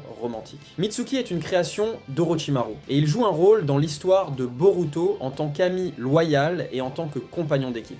Toutefois, sa relation avec Boruto est principalement celle d'un camarade de mission et d'un ami qui cherche à comprendre ce que signifie être humain. Bien qu'il y ait une affection profonde entre Mitsuki et Boruto, cette affection est moins dépendante émotionnellement et n'atteint pas le même degré de tension romantique qu'on peut observer chez Killua et Gon. Alors que la relation entre Killua et Gon n'est pas simplement une amitié de camarades de mission, comme c'est le cas pour Mitsuki et Boruto. Depuis leur première rencontre, Killua et Gon ont partagé des expériences profondes et parfois même traumatisantes ensemble. Killua, venant d'une famille de tueurs et ayant vécu un passé difficile, trouve en Gon une source de soutien inébranlable, d'acceptation et de compréhension. Gon devient l'un des rares individus dans la vie de Killua à qui il peut accorder une confiance totale. La dynamique entre eux est marquée par un attachement intense, avec Killua se sacrifiant et se mettant en danger pour protéger Gon à plusieurs reprises. Mitsuki et Boruto est tout à fait différente. Mitsuki, bien qu'il soit un allié loyal de Boruto, ne montre pas une dépendance émotionnelle aussi forte ou un attachement romantique envers lui. Mitsuki admire Boruto et semble chercher à le comprendre et à être un soutien pour lui, mais il ne fait pas face à des dilemmes internes aussi profonds ou à une angoisse émotionnelle aussi forte lorsque Boruto est en danger. Mitsuki a souvent l'air d'être plus détaché et plus calme, et bien qu'il ait une affection sincère pour Boruto, cette affection ne dépasse pas les frontières de l'amitié, contrairement à la relation complexe de Killua et Gon. Mitsuki n'a pas de profonde lutte intérieure liée à son attachement à Boruto. Il n'y a pas de scène similaire à celle où Killua se bat avec ses sentiments pour Gon. Mitsuki est un personnage qui semble plus calme, posé et détaché, et bien qu'il soit certainement proche de Boruto, ses sentiments ne sont pas aussi chargés émotionnellement. Il n'y a pas de moment où il se sent perdu ou où il doute de son propre amour pour Boruto comme Killua le fait pour Gon. Prochain debunk, Gon et Killua ont une relation fraternelle. Les personnes qui affirment que Gon et Killua ont une relation purement fraternelle ne tiennent pas compte de la complexité de leurs interactions et des émotions sous-jacentes qui existent entre eux. La relation entre Gon et Killua ne peut en aucun cas être qualifiée de fraternelle, car elle va bien au-delà des liens familiaux classiques. Killua agit de manière très différente avec Haruka et Gon, Haruka qui est sa sœur. Avec Haruka, bien qu'il l'aime et se soucie profondément d'elle, son attitude est davantage marquée par un désir de protection et de responsabilité familiale, typique d'un frère envers une sœur en raison de la situation particulière qu'elle vit. Killua prend soin d'Haruka en raison de la dynamique familiale et des conséquences potentiellement dangereuses de ses pouvoirs, mais il n'y a pas cette proximité émotionnelle intense qu'il partage avec Gon. En revanche, avec Gon, il y a une connexion qui va au-delà de l'amitié ou de la fraternité classique. Killua est prêt à tout sacrifier pour Gon, comme en témoigne son choix de quitter sa famille pour l'accompagner dans ses aventures. Ce niveau de dévouement et d'affection dépasse largement ce qu'il montre envers sa sœur, ce qui prouve que la relation avec Gon est unique et émotionnellement différente, plus intense et plus intime. Prochain debunk, Gon et Killua ne peuvent pas être amoureux parce que Hunter x Hunter est un shonen, pas un shoujo ni BL. Cet argument ne tient pas, car le genre d'un manga ne détermine pas la nature des relations entre ces personnages. Dans un shonen, bien qu'on s'attende souvent à une dynamique centrée sur l'action et l'aventure, cela n'empêche en rien l'existence de relations émotionnelles profondes, qu'elles soient amicales ou amoureuse. L'exemple de Gon et Killua est justement un cas où les émotions, les liens et les dilemmes intimes sont explorés de manière subtile mais significative. Le fait que Hunter x Hunter soit un shonen ne signifie pas que les relations entre ces personnages ne peuvent pas comporter des éléments romantiques ou des sous-textes affectifs complexes. Togashi, l'auteur, a montré plusieurs fois qu'il aime jouer avec les relations ambiguës et nuancées, sans nécessairement les limiter aux stéréotypes des genres. Les émotions de Gon et Killua ne sont pas réduites à une simple camaraderie de shonen. Elles vont bien au-delà, avec des moments de vulnérabilité, de sacrifice et de désir profond de soutien mutuel, qui sont rarement vus entre des simples amis ou des frères et sœurs dans ce genre. Killua est un personnage dont le développement et les relations peuvent être interprétés comme typiques d'un personnage masculin dans un shoujo. Il présente de nombreuses caractéristiques qui vont au-delà des stéréotypes traditionnels du shonen, ce qui lui donne une certaine profondeur émotionnelle qui rappelle celle des héros masculins dans des mangas shoujo. Son parcours dans Hunter x Hunter est marqué par une grande exploration de ses sentiments et de ses vulnérabilités. On le voit confronté à son passé difficile, à son abus familial et à ses propres insécurités. Ce genre de développement intérieur est très courant dans les personnages de shoujo, où l'accent est mis sur la croissance personnelle et la découverte de soi à travers des relations affectives. La relation de Killua avec Gon est bien plus qu'une simple amitié de shonen. Elle est intense, émotionnellement chargée, et elle le pousse à sortir de sa zone de confort, à défier ses propres peurs et ses croyances. Cette dynamique de dépendance émotionnelle et de soutien mutuel rappelle souvent les relations romantiques dans des mangas shoujo, où un personnage se transforme sous l'influence de l'autre. Killua, tout comme les héros de shoujo, évolue énormément à travers sa relation avec Gon, et ses sentiments pour lui sont plus profonds que ceux d'une simple amitié. Killua est un personnage incroyablement attentionné et protecteur envers Gon, mais aussi très sensible et parfois en proie au doute. Ces traits sont souvent associés aux protagonistes masculins des shoujo, qui sont à la fois forts et fragiles, se battant pour ceux qu'ils aiment tout en cherchant à surmonter leurs propres démons intérieurs. Même son apparence, qui est souvent plus douce et délicate comparée à d'autres personnages de shonen, le rend similaire aux héros de shoujo, qui sont souvent dessinés dessinés de manière à accentuer leur beauté et leur vulnérabilité. Son regard intense, ses expressions faciales qui trahissent ses émotions et son aspect physique, plus fin que celui de nombreux autres personnages masculins de shonen, renforcent cette impression. Killua est bien plus qu'un simple personnage masculin de shonen. Sa profondeur, son parcours intérieur et sa relation complexe avec Gon s'apparentent à ce qu'on peut voir dans un shoujo. Cela ne signifie pas que la série dans son ensemble devient un shoujo, mais cela montre que Hunter x Hunter utilise une gamme d'approches narratives qui déstabilisent les attentes traditionnelles du genre. Après, il y a l'argument selon lequel une relation gay ne peut pas exister dans un shonen est souvent basé sur des préjugés et des idées reçues concernant ce qu'un shonen est censé être. Les frontières entre les genres de manga se sont considérablement estompées au fil des années. Beaucoup de shonen modernes intègrent des éléments de genre traditionnellement associés à d'autres types de récits, comme les relations émotionnelles profondes, l'exploration de l'identité, ou même des thèmes LGBTQ+. Les attentes des fans de manga ont changé. Le public moderne est plus ouvert à la diversité dans les récits, y compris les représentations LGBTQ+. Il existe déjà des exemples de mangas shonen qui incluent des éléments LGBTQ+, comme Yuri on Ice, qui, bien qu'étant plus un animé, a également rencontré un grand succès auprès d'un public shonen. Les fans sont désormais plus réceptifs à des histoires qui brisent les stéréotypes traditionnels du genre. Le fait que Hunter x Hunter soit un shonen ne signifie pas qu'il ne peut pas inclure des thèmes homosexuels ou des relations profondes entre les personnages du même sexe. Enfin, il est important de se rappeler que le terme shonen fait référence à un public cible, pas à des limites strictes concernant le contenu. En effet, un shonen est censé plaire principalement à un jeune public masculin, mais cela n'empêche en aucun cas l'exploration de thèmes plus larges et plus complexes. De plus, le manga s'adresse à un public de plus en plus large, incluant des lecteurs adultes qui recherchent des récits plus riche et plus diversifié. Ensuite, l'argument selon lequel Togashi ne ferait pas évoluer la relation entre Gon et Killua dans une direction romantique explicite par crainte de perdre son public ou d'être censuré par la Shueisha repose sur plusieurs hypothèses qui méritent d'être explorées et nuancées. Togashi est connu pour sa liberté créative et son approche non conventionnelle de la narration. Il a déjà montré à plusieurs reprises qu'il n'hésitait pas à prendre des risques et à aborder des sujets qui ne suivent pas les conventions habituelles des shonen. Hunter x Hunter en est un parfait exemple, avec des arcs qui abordent des thèmes profonds comme la moralité, la souffrance et les dilemmes éthiques. Les éditeurs de manga, y compris la Shueisha, ont progressivement adopté une attitude plus souple vis-à-vis des représentations plus variées dans les récits. Bien que le manga shonen ait historiquement été associé à un public jeune masculin et que certains sujets aient été considérés comme tabous, la Shueisha elle-même a montré des signes de changement au fil des années en permettant une plus grande diversité de récits dans ses publications. Togashi a un statut d'auteur respecté, avec une œuvre qui a prouvé sa capacité à captiver et à remettre en question son public. Il a fait ses preuves avec des séries comme Yu Yu Hakusho, et Hunter x Hunter est une autre réussite où l'auteur s'est permis de remettre en question les normes du genre shonen. Le public apprécie la liberté artistique qui caractérise Hunter x Hunter, et de nombreux fans lui font confiance pour offrir des récits profonds et inattendus. Il est difficile de sous-estimer l'influence et la position de Togashi dans le monde du manga aujourd'hui. Avec l'immense succès et la popularité de Hunter x Hunter, l'auteur est devenu une figure centrale du manga shonen, et son statut d'auteur intouchable lui confère une grande liberté créative. Hunter x Hunter est l'une des séries les plus populaires et les plus acclamées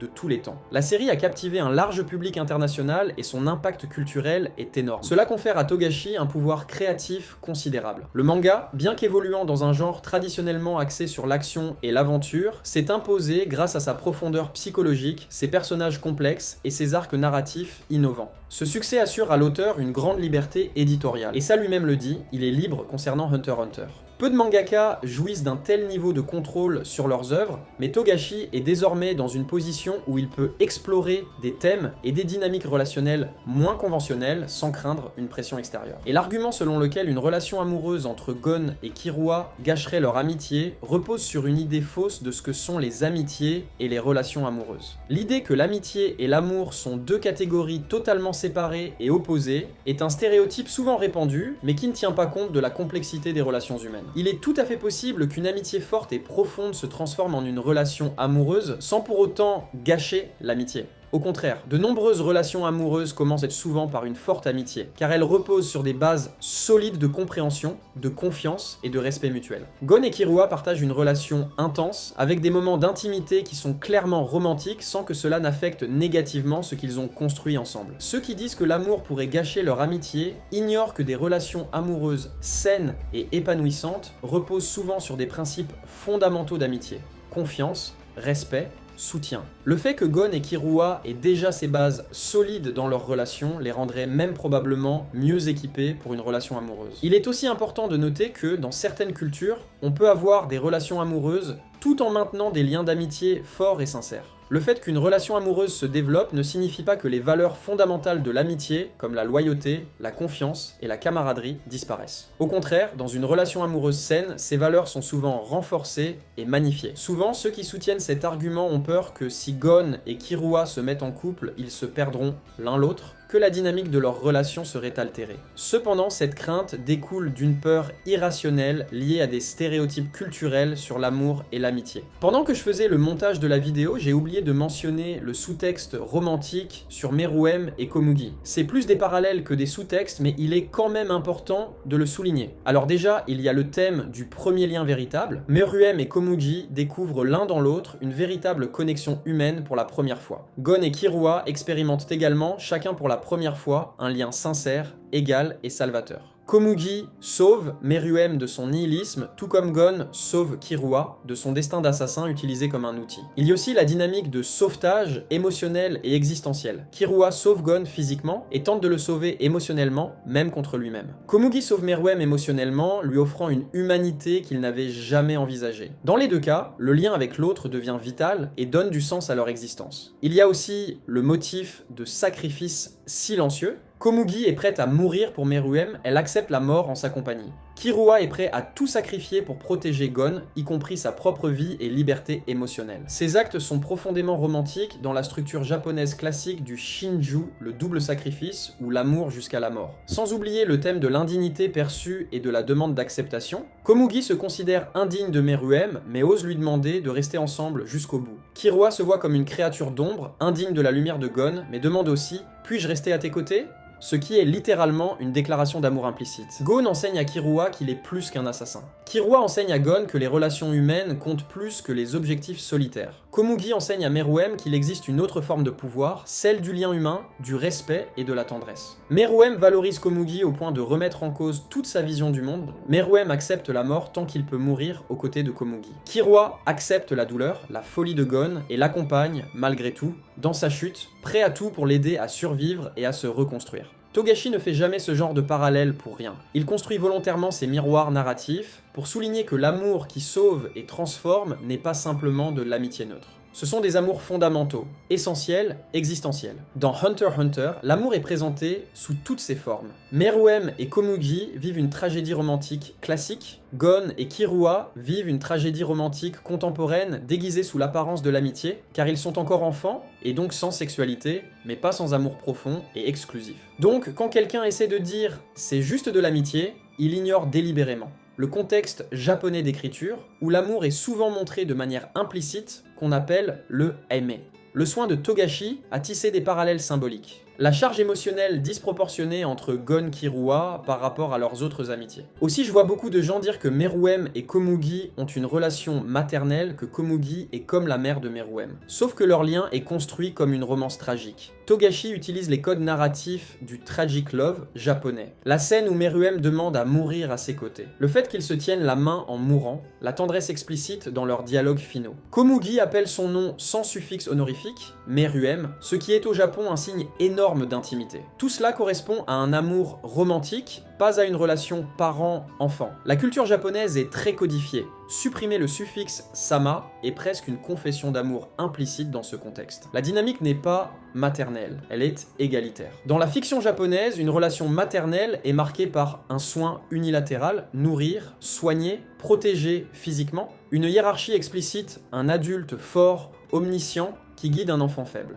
Or ici, Komugi n'est jamais au-dessus de Meruem. Au contraire, elle est son égale sur le plan émotionnel et son maître au Gunji. Ils apprennent mutuellement l'un de l'autre, ce n'est pas une relation de guidance parentale, mais une découverte de l'autre sur un pied d'égalité. Komugi n'adopte jamais une attitude maternelle envers Meruem, pas de câlin protecteur, pas de sermon, pas de rôle éducatif. Et Togashi a explicitement dit que c'est une histoire d'amour tragique. Il a décrit leur lien comme un amour humain qui émerge dans l'antithèse même de l'humanité. Pas une relation familiale, mais un amour qui transforme transcende l'espèce au même titre qu'une tragédie shakespearienne. En réalité, ce que Komugi et Meruem vivent est un amour platonique et tragique, comme dans beaucoup de grandes œuvres classiques asiatiques. Un amour qui ne passe pas par la sexualité, mais par la connexion spirituelle et émotionnelle. Comme Gon et Killua. Vous vous souvenez du copier-coller de la scène du couple de l'un des précédents mangas de l'auteur? On va en parler. La scène de Gon et Killua sous les étoiles est inspirée de Cupidon. Togashi réutilise une scène de contemplation sous les étoiles, moment typique de tension romantique, où Gon et Killua discutent de leur avenir. C'est intime, calme et lourd de non-dits. Et il a même fait un copier-coller de la scène où Ryuji suivait Maria parce qu'il était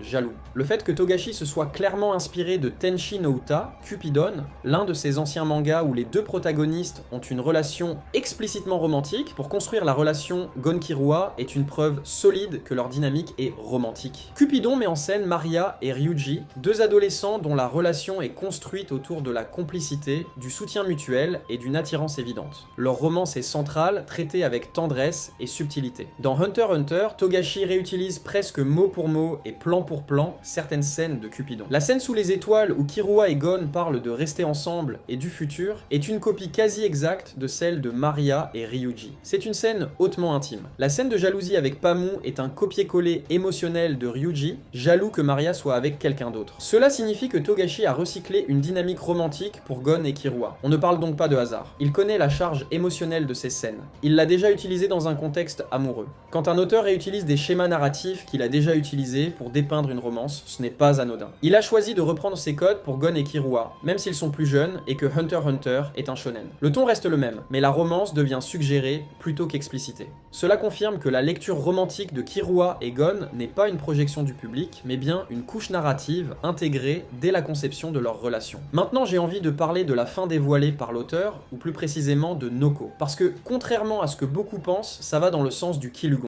Pourquoi Togashi a créé le personnage de Noko? Beaucoup de gens font des théories sur son potentiel développement avec Gon ou Killua, dont moi, mais après m'être creusé les méninges, j'ai trouvé la raison de pourquoi Togashi a créé Noko et l'a mentionné dans sa fin, rejetée. Le cas de Noko est intriguant parce qu'elle semble n'exister que pour être associée à une fin rejetée de Hunter x Hunter. Elle ne joue aucun rôle dans l'intrigue principale et n'est même pas introduite dans le manga de manière générale, elle n'a même eu aucun dialogue, ce qui soulève des questions sur l'intention de Togashi en la mentionnant. Gon mentionne simplement qu'il y a une fille appelée Noko sur l'île de la baleine, sans donner plus de détails. Ce qui est intéressant, c'est qu'il ne parle pas d'elle comme une personne importante dans sa vie. Il ne dit pas qu'elle était une amie proche, ni qu'il avait un lien particulier avec elle, et encore moins qu'il avait des sentiments pour elle. Si Togashi avait vraiment voulu faire de Noko une candidate sérieuse pour être la fin romantique de Gon, il aurait logiquement développé leur relation dès le début du manga.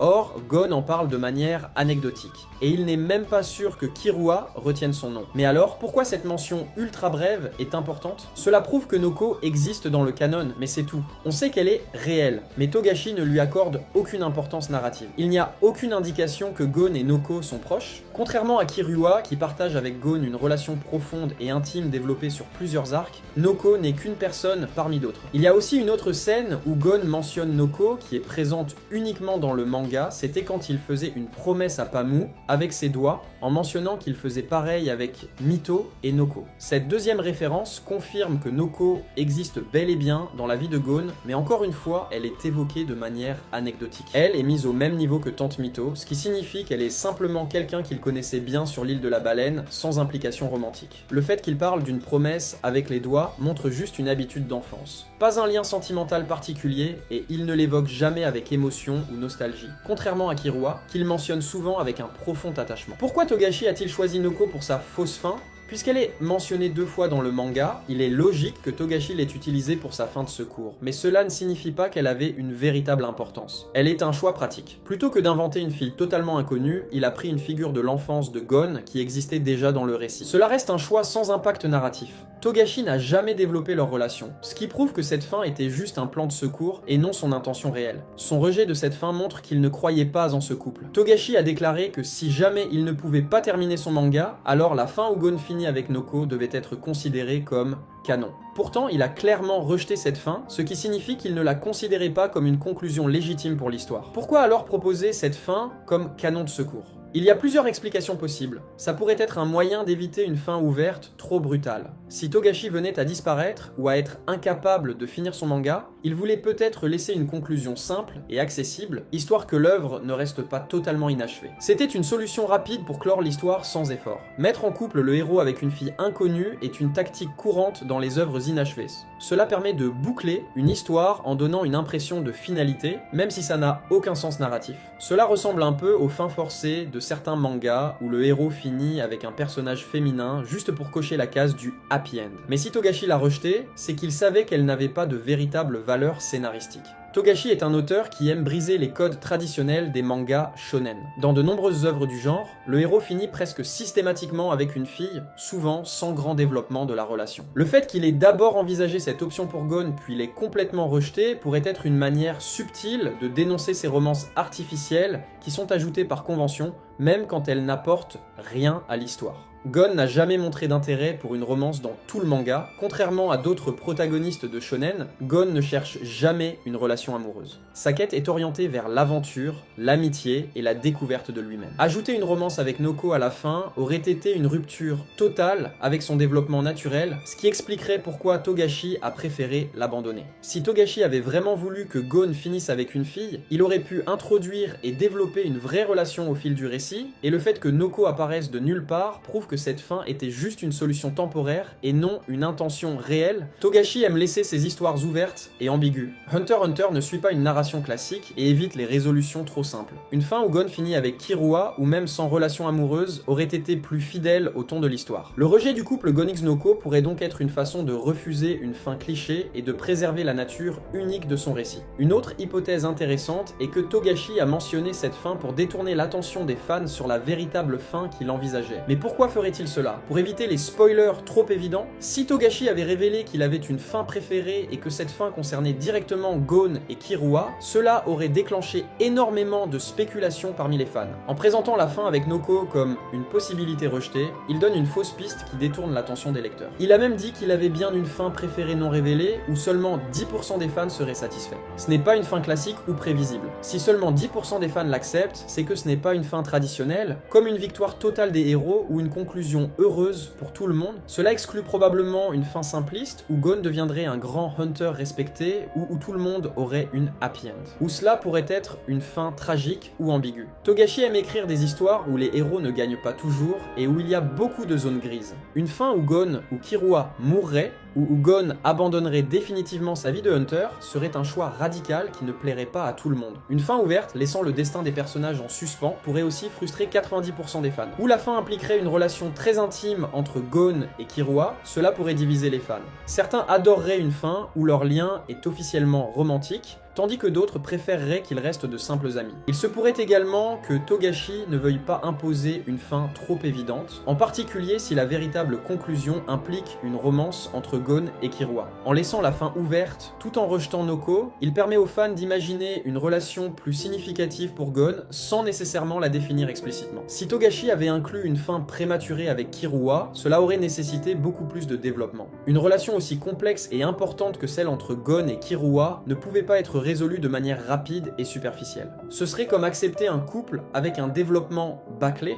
Ainsi, en choisissant de rejeter la fin avec Noko, Togashi a peut-être voulu garder la relation entre Gon et Killua comme le cœur émotionnel du manga et ne pas enfermer leurs personnages dans une conclusion romantique trop directe et laisser au lecteur la possibilité de voir leur relation comme il le souhaite, en tout cas avant qu'il le clôture avec sa vraie fin. Ce qui est certain, c'est que la fin avec Noko ne correspondait pas à l'histoire que Togashi voulait vraiment raconter. Il est aussi possible que Togashi ait créé cette fin rejetée où tout le monde est hétéro pour détourner l'attention des lecteurs et éviter des attentes trop précises de la part du public. En créant une fin qui semble complètement conventionnelle et dénuée de complexité romantique, tout le monde se marie de manière traditionnelle et hétéro. Il a peut-être voulu préméditer la déception des fans qui espéraient une conclusion plus classique, tout en gardant une certaine liberté créative. Après tout, Togashi écrit toujours des personnages LGBT dans ses mangas jusqu'à même créer un manga qui s'appelle Trouble Quartet, où les personnages principaux sont LGBT. Cela aurait pu être une manière pour lui de se protéger contre des attentes trop fortes vis-à-vis de la direction de la série. Dans ce cas, il aurait pu volontairement donner l'impression qu'il optait pour une fin hétéronormée afin de surprendre les lecteurs s'il décidait de finir l'histoire autrement, par exemple avec une relation plus ambiguë ou plus fluide comme celle entre Gon et Killua. En plus, Killua a déjà sous-entendu qu'il était amoureux de Gon et c'est assez canonique que Killua soit un personnage homosexuel. Dans la fin rejetée, où tous les personnages semblent suivre des rôles traditionnels, hétérosexualité, mariage, etc., Togashi pourrait critiquer indirectement la manière dont la société attend que les personnages se conforment à des normes de genre et de sexualité. En faisant une fin avec des relations hétéro classiques, il pourrait vouloir souligner à quel point ces attentes sociales peuvent paraître réductrices et stéréotypées. Cela pourrait aussi être une manière de montrer qu'il ne veut pas que son histoire se réduise à une simple romance traditionnelle, mais qu'il privilégie des dynamiques plus nuancées entre ses personnages. Cela pourrait être un message sur l'importance de l'individualité et du développement personnel de chacun, plutôt que de se conformer à une norme imposée. Cette fin rejetée pourrait donc être une sorte de satire des attentes du public envers les récits de fiction. Si Togashi avait envisagé une fin Killua qui pour moi est une évidence, la mention d'une fin rejetée où tout le monde est hétéro pourrait avoir plusieurs significations. Une diversion pour ne pas créer trop d'attentes précises et pour garder une part de surprise dans l'histoire et une critique de la norme sociale autour des relations et de la sexualité, mettant en lumière la rigidité des attentes traditionnelles. Si on suit le canon actuel, la seule personne qui pourrait être le grand amour de Gon, c'est Killua. Depuis leur rencontre, Gon et Killua ont développé une relation fondée sur une confiance absolue et un soutien inconditionnel. À plusieurs reprises, ils se sont sauvés mutuellement et ont fait preuve d'une dévotion exceptionnelle l'un envers l'autre. Killua montre une vulnérabilité émotionnelle rare qu'il ne montre à personne d'autre. Il est profondément affecté par le bien-être de Gon au point de risquer sa vie pour lui. Leurs actes, l'un pour l'autre, vont bien au-delà de ce que l'on pourrait attendre d'une simple amitié. Cette dévotion intense pourrait très bien s'apparenter à l'amour, surtout lorsque l'on voit la manière dont Killua place le bonheur de Gon avant tout le reste, y compris sa propre sécurité et ses désirs personnels. Les deux personnages montrent qu'ils sont prêts à sacrifier leur propre bonheur et sécurité pour l'autre. Un exemple clé est lorsque Killua décide de quitter son père et sa famille abusive pour pouvoir accompagner Gon dans sa quête, malgré ses propres hésitations. Gon, de son côté, est prêt à tout pour sauver Killua lorsqu'il se met en danger. Ce type de sacrifice est typiquement caractéristique des relations amoureuses, où l'on met l'autre au premier plan, parfois même au détriment de soi-même. Ni Gon ni Killua ne semblent avoir d'intérêt amoureux envers d'autres personnages au cours de l'histoire. Alors que d'autres personnages, comme Leorio, est impliqué dans des intrigues romantiques, Gon et Killua restent étonnamment isolés de ce type de développement. Cela suggère que leur relation est privilégiée, leur priorité l'un pour l'autre et le fait qu'ils n'explorent pas d'autres relations amoureuses montre qu'ils se concentrent sur leur connexion unique. Hunter x Hunter explore plusieurs relations complexes et l'histoire de Gon et Killua s'apparente à une sorte de romance implicite où l'histoire d'amitié devient de plus en plus riche en affection, dévouement et proximité émotionnelle. Dans d'autres récits, des relations qui commencent de manière amicale peuvent évoluer vers quelque chose de plus romantique et cette dynamique est observée ici aussi. Leur relation est construite sur une base émotionnelle forte, ce qui laisse entendre que, dans un autre contexte, cela pourrait effectivement se traduire par un amour réciproque. Mais la question qu'on se pose tous, c'est à quoi sert Noko? Bon, la réponse vous le savez déjà, elle sert juste d'outil de secours, mais on va voir ce que Togashi pourrait en faire. Killua a toujours été très proche de Gon. Ils ont traversé de nombreuses épreuves ensemble et leur lien est d'une profondeur rare. Si Noko devenait un personnage important dans la vie de Gon, que ce soit pour des raisons familiales ou simplement en tant que personne de soutien, Killua pourrait se sentir exclu ou mis de côté. Killua pourrait ressentir que Gon partage une partie de son cœur ou de son attention avec quelqu'un d'autre, ce qui pourrait entraîner une forme de jalousie ou de frustration, comme avec Pameu. Cette jalousie pourrait être exacerbée si Killua perçoit Noko comme un obstacle à leur propre relation, surtout s'il se sent moins important dans la vie de Gon par rapport à avant. Surtout qu'il s'est déjà senti rejeté par Gon dans l'arc des fourmis chimères. Si Noko devient une personne avec laquelle Gon passe du temps ou confie ses émotions, Killua pourrait ressentir un conflit interne entre son désir de protéger Gon et la reconnaissance que Gon doit vivre sa propre vie et faire ses propres choix. Ce sentiment de concurrence pourrait être exacerbé si Noko devient une figure maternelle ou de soutien voire romantique. Noko pourrait très bien être amoureuse de Gon. Si Killua sent que Noko joue un rôle affectif similaire à celui qu'il a avec Gon, cela pourrait remettre en question leur propre relation et leur rôle respectif. Il pourrait se sentir comme si Noko prendrait une place que lui-même aimerait avoir, renforçant ainsi sa jalousie. Bien que Killua soit quelqu'un qui comprend que Gon a besoin de différentes relations relations et de différents types de soutien, il pourrait avoir du mal à accepter que Gon s'épanouisse avec une autre personne. Il pourrait réagir de manière plus ouverte, cherchant à attirer à nouveau l'attention de Gon, ou même à provoquer des confrontations. Killua pourrait faire des remarques sarcastiques ou désobligeantes à l'égard de Noko, tentant de minimiser son rôle dans la vie de Gon. Il pourrait également se replier sur lui-même ou se retrouver dans un état d'auto-dévalorisation, en se demandant pourquoi il semble moins important aux yeux de Gon qu'auparavant. Cette jalousie pourrait amener une évolution intéressante du personnage de Killua, le forçant à affronter des sentiments qu'il préfère habituellement réprimer, notamment sa peur de perdre Gon ou d'être mis de côté. Une telle dynamique pourrait approfondir son caractère et sa relation avec Gon. Et là vous allez me dire, mais quel est l'intérêt de Togashi de faire ça alors qu'il a déjà fait la même chose quand Killua était jaloux de Pamu? Mais ce que vous oubliez, c'est que Pamu était une experte en relations amoureuses. Je m'explique. Pamu illustre parfaitement l'intensité des sentiments de Killua pour Gon et vice versa. Cependant, la situation avec Noko serait différente. Pamu a une vision plus claire de sa position dans la relation, et même si elle est attirée par Gon, elle comprend que sa relation avec lui n'atteint pas le même niveau d'intensité que celle entre Gon et Killua. Pamu accepte finalement sa défaite dans ce triangle amoureux, car elle réalise que Gon et Killua sont connectés d'une manière plus forte. Dans le cas de Noko, la rivalité serait d'une toute autre nature. Noko pourrait ne pas avoir une compréhension aussi claire de l'importance du lien entre Gon et Killua, et si elle est amoureuse de Gon, Killua pourrait considérer cela comme une menace directe à leur relation. La jalousie de Killua serait exacerbée par le fait que Noko pourrait se présenter comme un obstacle potentiel pour leur connexion émotionnelle exclusive, surtout si Gon commence à partager avec Noko des moments que Killua estime réservés à leur relation. Contrairement à Pamu, qui a montré une forme d'acceptation de la situation, Noko pourrait introduire un élément d'incertitude dans l'esprit de Killua, en menaçant non seulement leur amitié, mais aussi l'amour profond que Killua nourrit pour Gon. Si Noko est amoureuse de Gon et qu'elle joue un rôle important dans l'intrigue, il est possible que Killua considère Noko comme un obstacle émotionnel qu'il doit surmonter pour conserver son rôle privilégié auprès de Gon. Noko pourrait devenir une figure antagoniste dans la mesure où elle pourrait, inconsciemment ou non, diviser l'affection de Gon entre elle et Killua, créant ainsi une tension émotionnelle explosive. Et cette rivalité pourrait amener Killua à enfin exprimer ses sentiments pour Gon de manière explicite. Il pourrait dire clairement à Gon ce qu'il ressent pour lui. Et bien évidemment, Haruka sera là pour aider son frère à surmonter ses sentiments. Je vois Noko comme une future rivale de Killua. Pourquoi ? Parce que Noko était proche de Gon avant qu'il ne le rencontre. Et le fait que Gon a mentionné son nom à Killua et qu'il a certainement déjà oublié pourrait mettre une gifle à Killua sur le fait qu'il avait oublié que Gon avait une amie avant lui. Pour moi, soit Noko sera une rivale, soit elle sera juste là pour être là sans forcément avoir de dialogue. Moi, ce qui m'a fait rire, c'est quand Gon a ramené Killua sur l'île de la baleine, il n'est même pas parti voir Noko. Il n'a même pas pensé à elle. Quand Gon choisit de passer du temps avec Killua au lieu d'aller retrouver Noko, cela suggère qu'il considère Killua comme la personne la plus importante dans sa vie à ce moment-là. Killua n'est pas seulement un ami de voyage, mais un partenaire d'aventure et un soutien émotionnel. Si Gon avait été véritablement intéressé par Noko de manière plus romantique ou même affective, il aurait probablement voulu renouer avec elle en premier, surtout après tout ce qu'ils ont vécu sur l'île. Le fait que Noko ne soit même pas mentionné de façon plus significative à ce moment-là pourrait aussi indiquer que la relation entre Gon et Noko n'a pas la même force émotionnelle ou importance que celle qu'il partage avec Killua. Cela souligne le contraste entre les relations.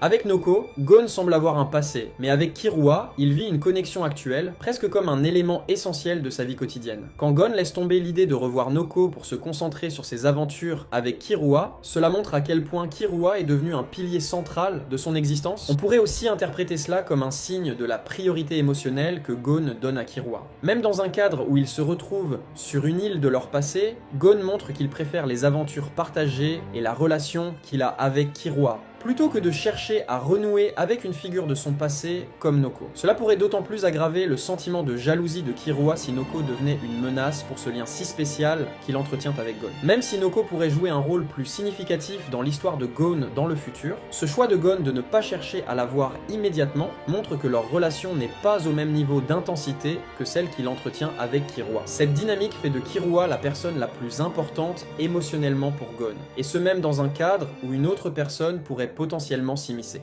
cela montre que Killua est bien plus qu'un simple compagnon d'aventure pour Gon. Et là vous allez me dire que peut-être Togashi pourrait développer Gon avec Noko de manière romantique. Bon, si vous vous dites ça à ce stade de la vidéo, c'est que vous n'avez rien écouté, mais pour apaiser votre cœur, je vais quand même répondre. Noko a été mentionné 2 fois, brièvement, sans jamais jouer de rôle dans l'intrigue ou apparaître directement. Un personnage secondaire ou tertiaire qui n'a jamais été développé dans l'histoire principale a très peu de chances de devenir l'intérêt romantique canonique du protagoniste. Si Togashi avait vraiment voulu instaurer Noko comme une figure importante, il l'aurait introduite d'une manière plus marquante, voire lui aurait donné une interaction significative avec Gon. Mais ce n'est pas le cas. Elle n'existe que par mention, ce qui montre qu'elle n'est pas une priorité dans l'écriture de l'auteur. Si Noko devait être un love interest, elle aurait été développée bien plus tôt et avec plus d'importance. Le lien émotionnel entre Gon et Killua est l'une des relations les plus développées de tout Hunter x Hunter. Contrairement à Noko, Killua partage avec Gon des moments d'intimité, de doute, de dépendance affective et une évolution émotionnelle puissante. Killua dit clairement qu'il veut rester avec Gon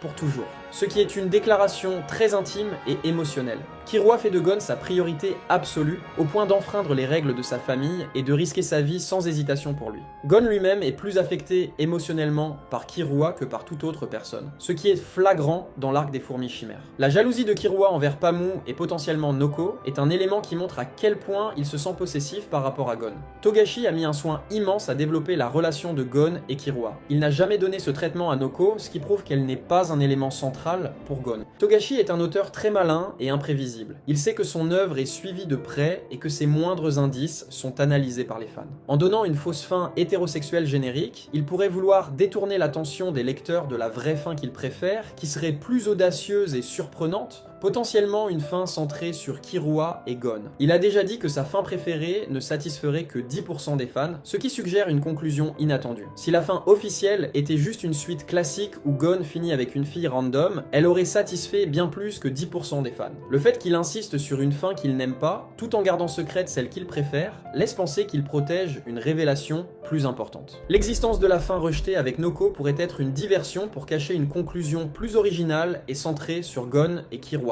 Maintenant, je vais vous donner ma fin idéale pour Hunter x Hunter. Killua décide de rester sur l'île pour un moment. Il dit que c'est juste pour se reposer, mais Gon sait qu'il n'a aucune intention de repartir tout de suite. Ils passent leur journée à pêcher, explorer l'île et simplement être ensemble sans pression ni mission. Un jour, alors qu'ils sont sur la plage, Gon demande « T'as jamais pensé à ce que tu voulais faire après tout ça ?»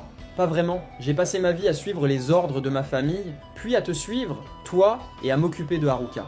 Et maintenant, je veux juste être libre. Alors restons libres ensemble. Killua détourne les yeux, un peu gêné, mais un léger sourire se dessine sur son visage. Sur l'île, Gon retrouve Noko, une fille de son enfance qu'il mentionnait parfois. Elle est surprise de le voir après tout ce temps et commence à lui parler de leurs souvenirs passés. Killua, qui observe la scène de loin, croise les bras et fronce les sourcils. Tch, c'est qui celle-là ? Oh, c'est Noko, une amie d'enfance. Mouais. Gon ne comprend pas pourquoi Killua devient soudainement plus distant après ça. Le soir, alors qu'il regarde les étoiles, Gon remarque que Killua est silencieux. Ça va pas ? Tis, pourquoi tu traînes autant avec elle ? Quoi ? Tu es jaloux ? Killua rougit légèrement et tourne la tête. N'importe quoi. Gon sourit, s'approche et lui donne une tape sur l'épaule. T'as pas à t'inquiéter, idiot. Y a qu'une seule personne avec qui j'ai envie de passer du temps. Killua le regarde, surpris. C'est qui ? Toi ? Évidemment. Killua détourne le regard, un peu gêné, mais son cœur bat plus vite. Une nuit, alors qu'ils sont sur la plage, Killua décide enfin de parler. Dis, Gon, qu'est-ce que je suis pour toi ? Hein ? On a toujours été ensemble, mais qu'est-ce que je représente pour toi ? Gon réfléchit un instant, puis répond avec un sourire sincère. Ma personne préférée. Killua ouvre grand les yeux, son cœur rate un battement. T'es sérieux ? Ouais, et toi ? Killua soupire, passe une main dans ses cheveux, puis murmure. Toi aussi, idiot. Ils se regardent un moment en silence, puis, sans réfléchir, Gon approche et serre Killua dans ses bras. Cette fois, Killua ne dit rien et ferme juste les yeux, profitant de l'instant. Le matin suivant, Killua et Gon sont sur le port. Alors, t'as décidé où tu voulais aller ? Non, mais tant que t'es là, ça me va. Killua sourit et tend la main vers Gon. Gon la prend sans hésiter. Le bateau s'éloigne du port et la dernière image montre Gon et Killua, côte à côte, disparaissant à l'horizon, prêts pour une nouvelle aventure. Ensemble. Fin. Ou alors, vu que c'est seulement 10% de satisfaits, je pense que ce sera dit de manière explicite qu'ils sont amoureux, ou il y aura peut-être des baisers.